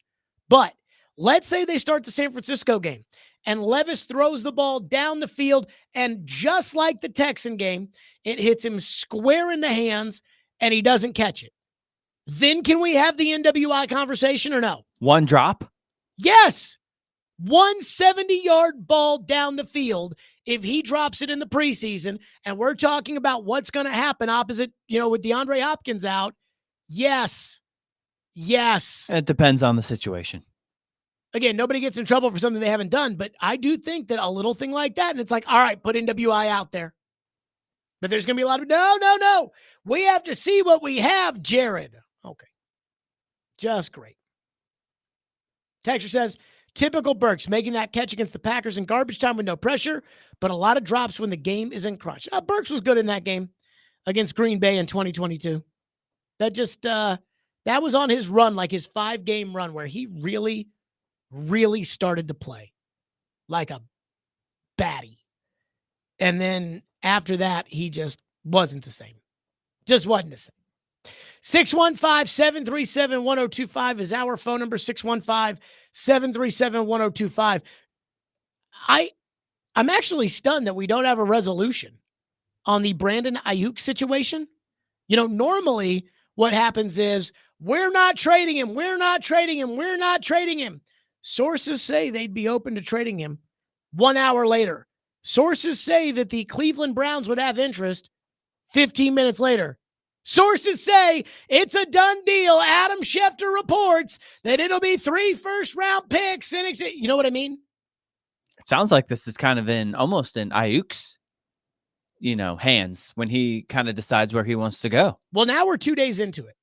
And apparently the Steelers were out, and now the Steelers are in. So it's the Steelers, the Patriots, and the Browns that are in the mix for Brandon Ayuk. And I have one massively big question that I need to know. I need to know it from you people out there and our morning show. And we will do that next. 615-737-1025 is our phone number. That's 615-737-1025. Let's talk Window Nation. I love Window Nation. It is a company that I trust. There are tons of companies that can redo your windows. I get the mailers in my mailbox too. But when I see a mailer in the mailbox, I'm not like, oh, this looks like a trustable company. I know what Window Nation is trustable because they came out to my home and I had them, show me all their great windows. And then I said, all right, what do I need to replace? And they said, no. You don't need to replace windows at your home. And that told me this is an honest company that I know I can trust. In fact, one of their customers, Vicky, says, we couldn't be happier with the product as well as the installers. Very kind, professional, and clearly very knowledgeable. Extremely respectful of us and our property from start to finish. This was a great experience. You may hear similar offers from other home improvement companies, but like I said, I trust Window Nation. 96% customer satisfaction rating. 96% of the windows installed require no follow-up service. How about that? It's great. And right now, again, they take great care of you because if you roll with Window Nation right now, here in the month of August, they will give you a great deal. Buy 2 windows, get 2 free, pay nothing for 24 months. Again, buy 2 windows, get 2 free, pay nothing for 24 months, an extra $250 credit as well. Sale ends August 31st. Call 866-90Nation or visit windownation.com. That's 866-90Nation, windownation.com.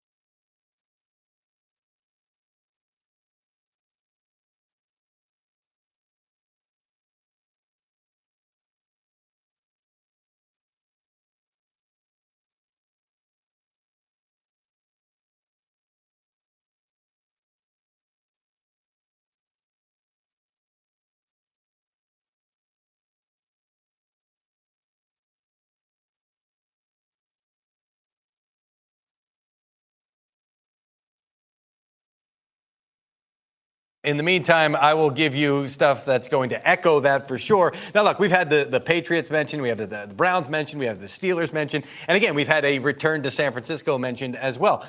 There are multiple avenues in which this could go. Brandon Ayuk has a huge say in it, as you just said there, Tom, with regard to the contract part of this, because no team is going to make this trade and give up draft capital and or players and not be sure that they have Brandon Ayuk locked up for the long term. What seems to be clear is that if and when he is traded, and I would say we're closer to a trade than we are to him staying in San Francisco at this point, he is going to make more than the 49ers offered him. How much more? That might depend on the team that he winds up with, because it sounds like some teams have been a little bit more aggressive than others with regard to the financials. But Ayuk has a few destinations in mind. One of them was Washington. He made that clear as he made the social media videos that he posted with his buddy Jaden Daniels here. We have not heard Washington and the Commanders bubbling up as of recently, as far as them being one of the top contenders right now. Those other teams that have been mentioned, yeah, they're in play as well.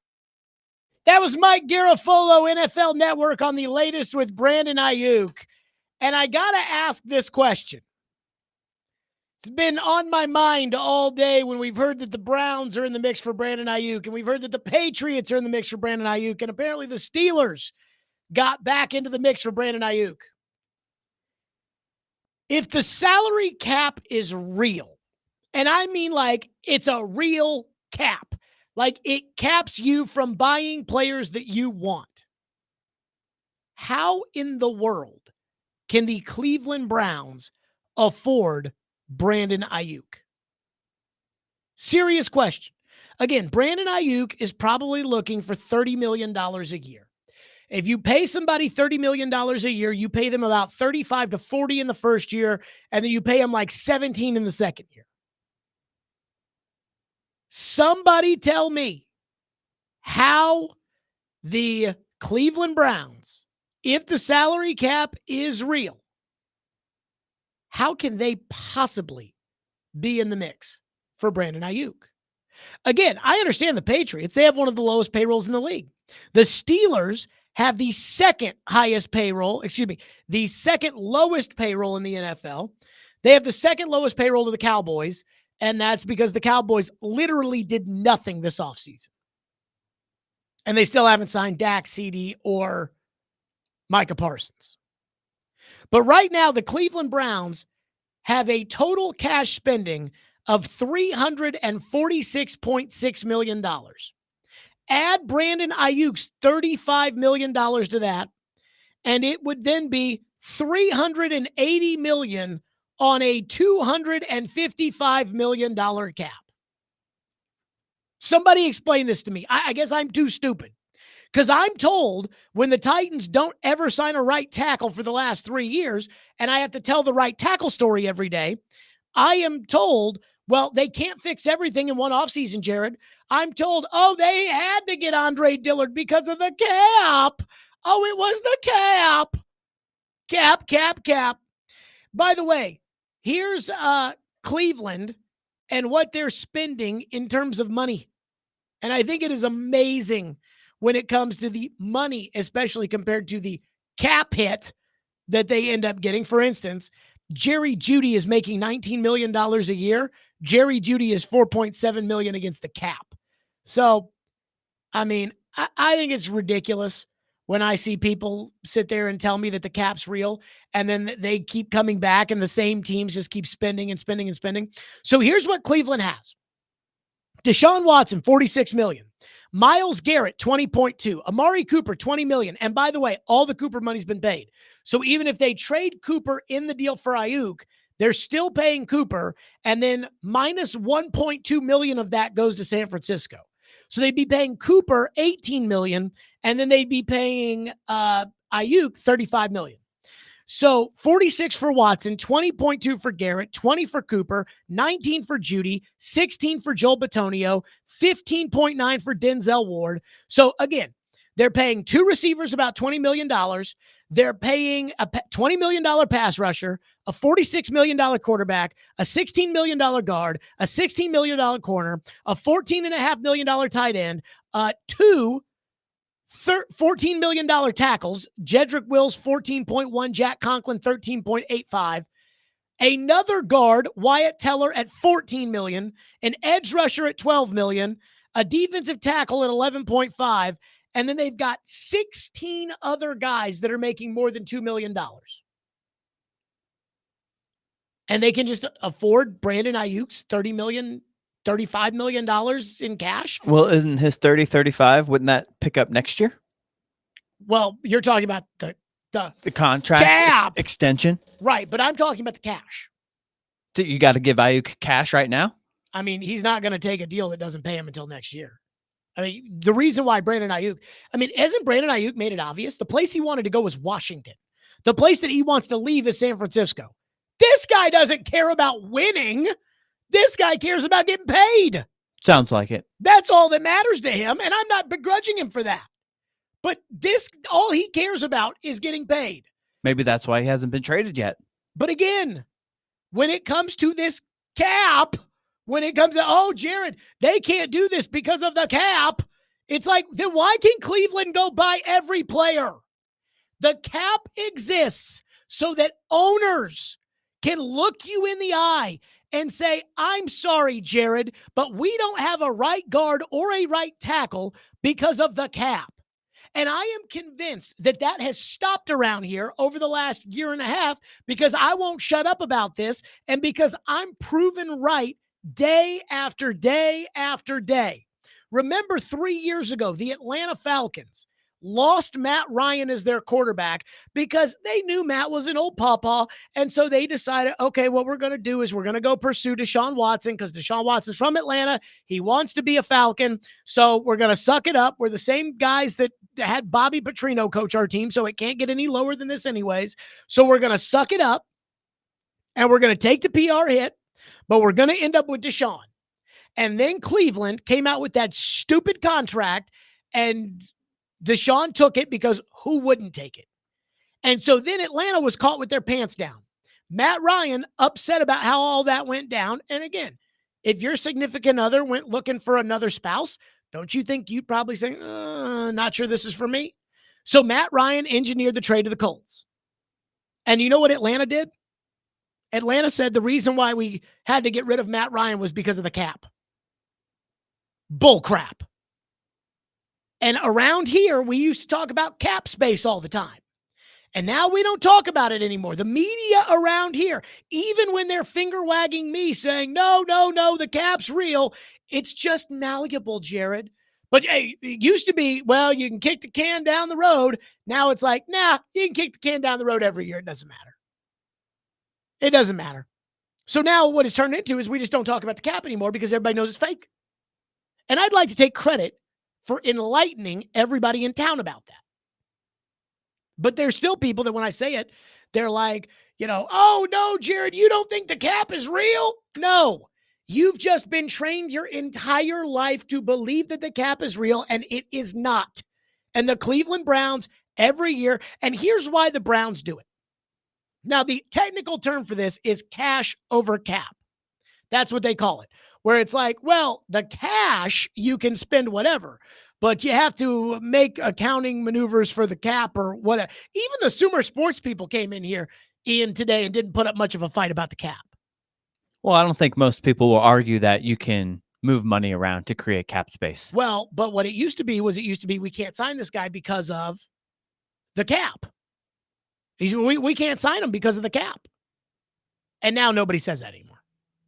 Well, I think everyone kind of realizes if you just add the dummy year on the void years to the end of the contract. Mean the 5 void years you can add to it? Whatever. Yeah, however many years you want to add. The $99 million that Jalen Hurts is owed in the void years of his contract. And then just shift the money around. You pay it up front and you create the extra cap space. So Andrew says, why do they even have the cap? Why not must you spend between $225 to $300 million total? I don't understand the fake thing like the cap. Here's why. Because certain owners don't want to pay a bunch of money. I think it was Sportico came out and said that that every NFL team makes $400 million in national revenue. So when it comes to the national that they all get, you start at 400. Now, there are other things like suite sales and club sales and things like that that stay amongst the team. That's why the new Titan PSLs, they are hammering club. You can't even buy a PSL right now that's not a club PSL. If you buy a PSL, it's got to be a club PSL. Why? Because they want your money and they get to keep it if it's in the club. So certain teams will make more money than other teams. Kansas City's got 15 different clubs. I know. I went to the Kenny Chesney concert a month ago, and I went through all the clubs there. They got about 50 of them. And Kansas City pockets all that money. So it's different team to team. Dallas probably makes the most amount of money. But for the most part, you start at $400 million. So if these teams are making $400 million a year, and their payrolls are 250, 280, 300, and then you factor in all the other expenses that come into running an NFL team, the owner does not make as much money as we would. They're not making $1 billion a year. Floyd told me the owners only make about $20, $30 million. Now, maybe it's different in this era, but they only make about $20, $30 million a year. But the real benefit of owning the team is the appreciation of the franchise. They bought it for $800 million in 2006, and now they've sold it for $5 billion. That's where the real money is. So again, these owners can have budgets and say, hey, your budget is $300 million because we want a profit margin of XYZ. So then when the fans are like the Titans right now, and they don't have a right guard, and they don't have a right tackle, and they don't have an outside pass rusher, and they don't have an inside linebacker, and it's like, why do you not go get one? It's the cap. It's not the cap. Cleveland is about to spend, if they make this trade for Brandon Ayuk, Cleveland is about to spend $400 million on their team. Jerry Jones has the lowest payroll. Dallas has the lowest payroll in the NFL. Philadelphia, as of a month ago, Philly was set to spend $126 million more on their roster. Who do you think's going to win? This is like baseball used to be, when every good player had to leave the Pirates or the Royals to go to the Red Sox or the Yankees. But at least they were out in the open about it. The Titans are spending $277 million on their team this year. That's 19th in the league, according to Spot Track. Meanwhile, the Bears, who you play in week 1, 307. So you're paying $30 million less than the Chicago Bears. But I love it. I love it that, again, across the country on all the TV shows, Adam Schefter and all those people will be saying things like, oh, no, it's okay. They can't afford this guy because of the cap. When in reality, it's the owner doesn't want to pay. And in Cleveland, where the guy's got such a bad reputation, have you ever heard the phrase throwing good money after bad? That's what he's doing, because he knows he screwed up with that Deshaun Watson contract. Right now, straight up, Baker or Deshaun, I'm taking Baker. But Baker at $30 million and Deshaun at 46 fully guaranteed, and it's not even close. He knows he screwed up. So what's he doing? He's trying to buy an all-star team to put around Deshaun Watson so that maybe they can compete for a Super Bowl, even with a diminished quarterback who I think is permanently damaged. Yeah, they're all in at this point. They have no choice. He doesn't care. Yeah. He does. I don't think that Jimmy Haslam cares if he loses money. If he wins. If he wins and it justifies his existence as an owner. I don't think he cares. Well, I don't think Amy operates like that. And I'm not saying Amy should. Like, I understand the idea of having a budget and saying, hey, this is a business. It is Titans.com. It is not Titans.gov. So I get it. But at the same time, I mean, it's ridiculous. Well, here comes the cap. In fact, one texter said, under this logic, shouldn't we all be mad at Amy Adams Strunk for not being willing to spend more money on players that we need? I mean, you said it, not me. Look, I said when the cap came out at 250 million bucks, I'm like, you got to spend at least 250 bucks. They spent 277. They're 19th in the league. I think they could do better than 19th, but I don't think they've completely gone on the cheap. I think they've gone on some of the cheap. 615-737-1025 is the phone number. 615-737-1025. Stillman and Company, 1025. 106 for the game.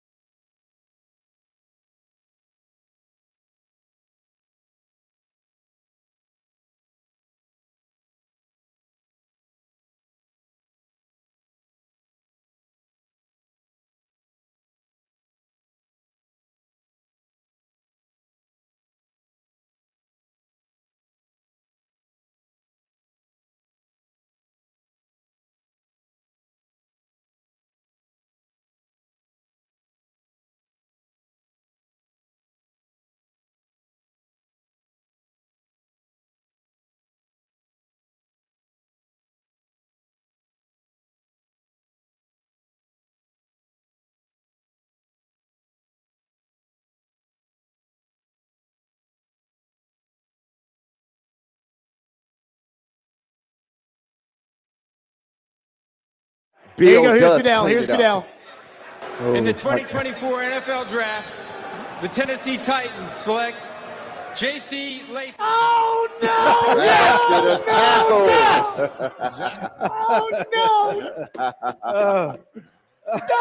No, God.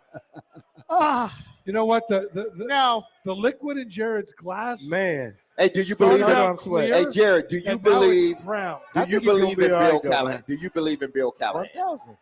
Do you or do you not? But this is a question. This is a serious question. Do you believe in Bill Callahan? Jared? Okay, that was draft night. I hated the J.C. Latham pick. Well, let me say this. I'm starting to feel a little guilty about my outburst on draft night. Not to say I wouldn't do it again, because that is how I felt in the moment. I know a lot of people out there think that Jared Stillman, he doesn't mean any of that. It's all for show. Ian, do you think that that was for show, or do you think that that was my heart on draft night? I think in the moment, that's probably how you felt. I woke up that day thinking they were going to take Joe Alt. I was very, very happy. And when I heard Caroline make a comment about how I was going to have a meltdown, I knew I wasn't. I was like, sucks to be you. Especially since you guaranteed the Chargers would not take Alt. That is true. That is true. And then when they took Latham, I lost it. I lost it when Alt went to the Chargers, but I lost it. So I don't get too excited about guys when they do well in camp, but I do want to acknowledge that J.C. Latham's looked pretty good. He looks like the 7th overall pick. Now, did you hear the analytic nerds from Sumer Sports were in the studio earlier today? They think the Titans should have traded down to take J.C. Latham. Maybe it would have fallen. Who knows? But I do want to go back to Giants Hard Knocks, where Joe Shane and his group kind of walked everybody through the picks. And I was a little surprised by some of the intel they had on the Chargers. Play the cut. I think a long time ago we knew Caleb Williams was going to go number 1. With the first pick in the 2024 NFL Draft, the Chicago Bears select Caleb Williams. I think we had a strong feeling that Jaden Daniels was going to go number 2. Washington Commanders select Jaden Daniels. With New England at 3, we assumed they were going to take a quarterback. Drake May. The Arizona Cardinals select Marvin Harrison Jr. Wide receiver, Ohio State. We're good on Roma Dunze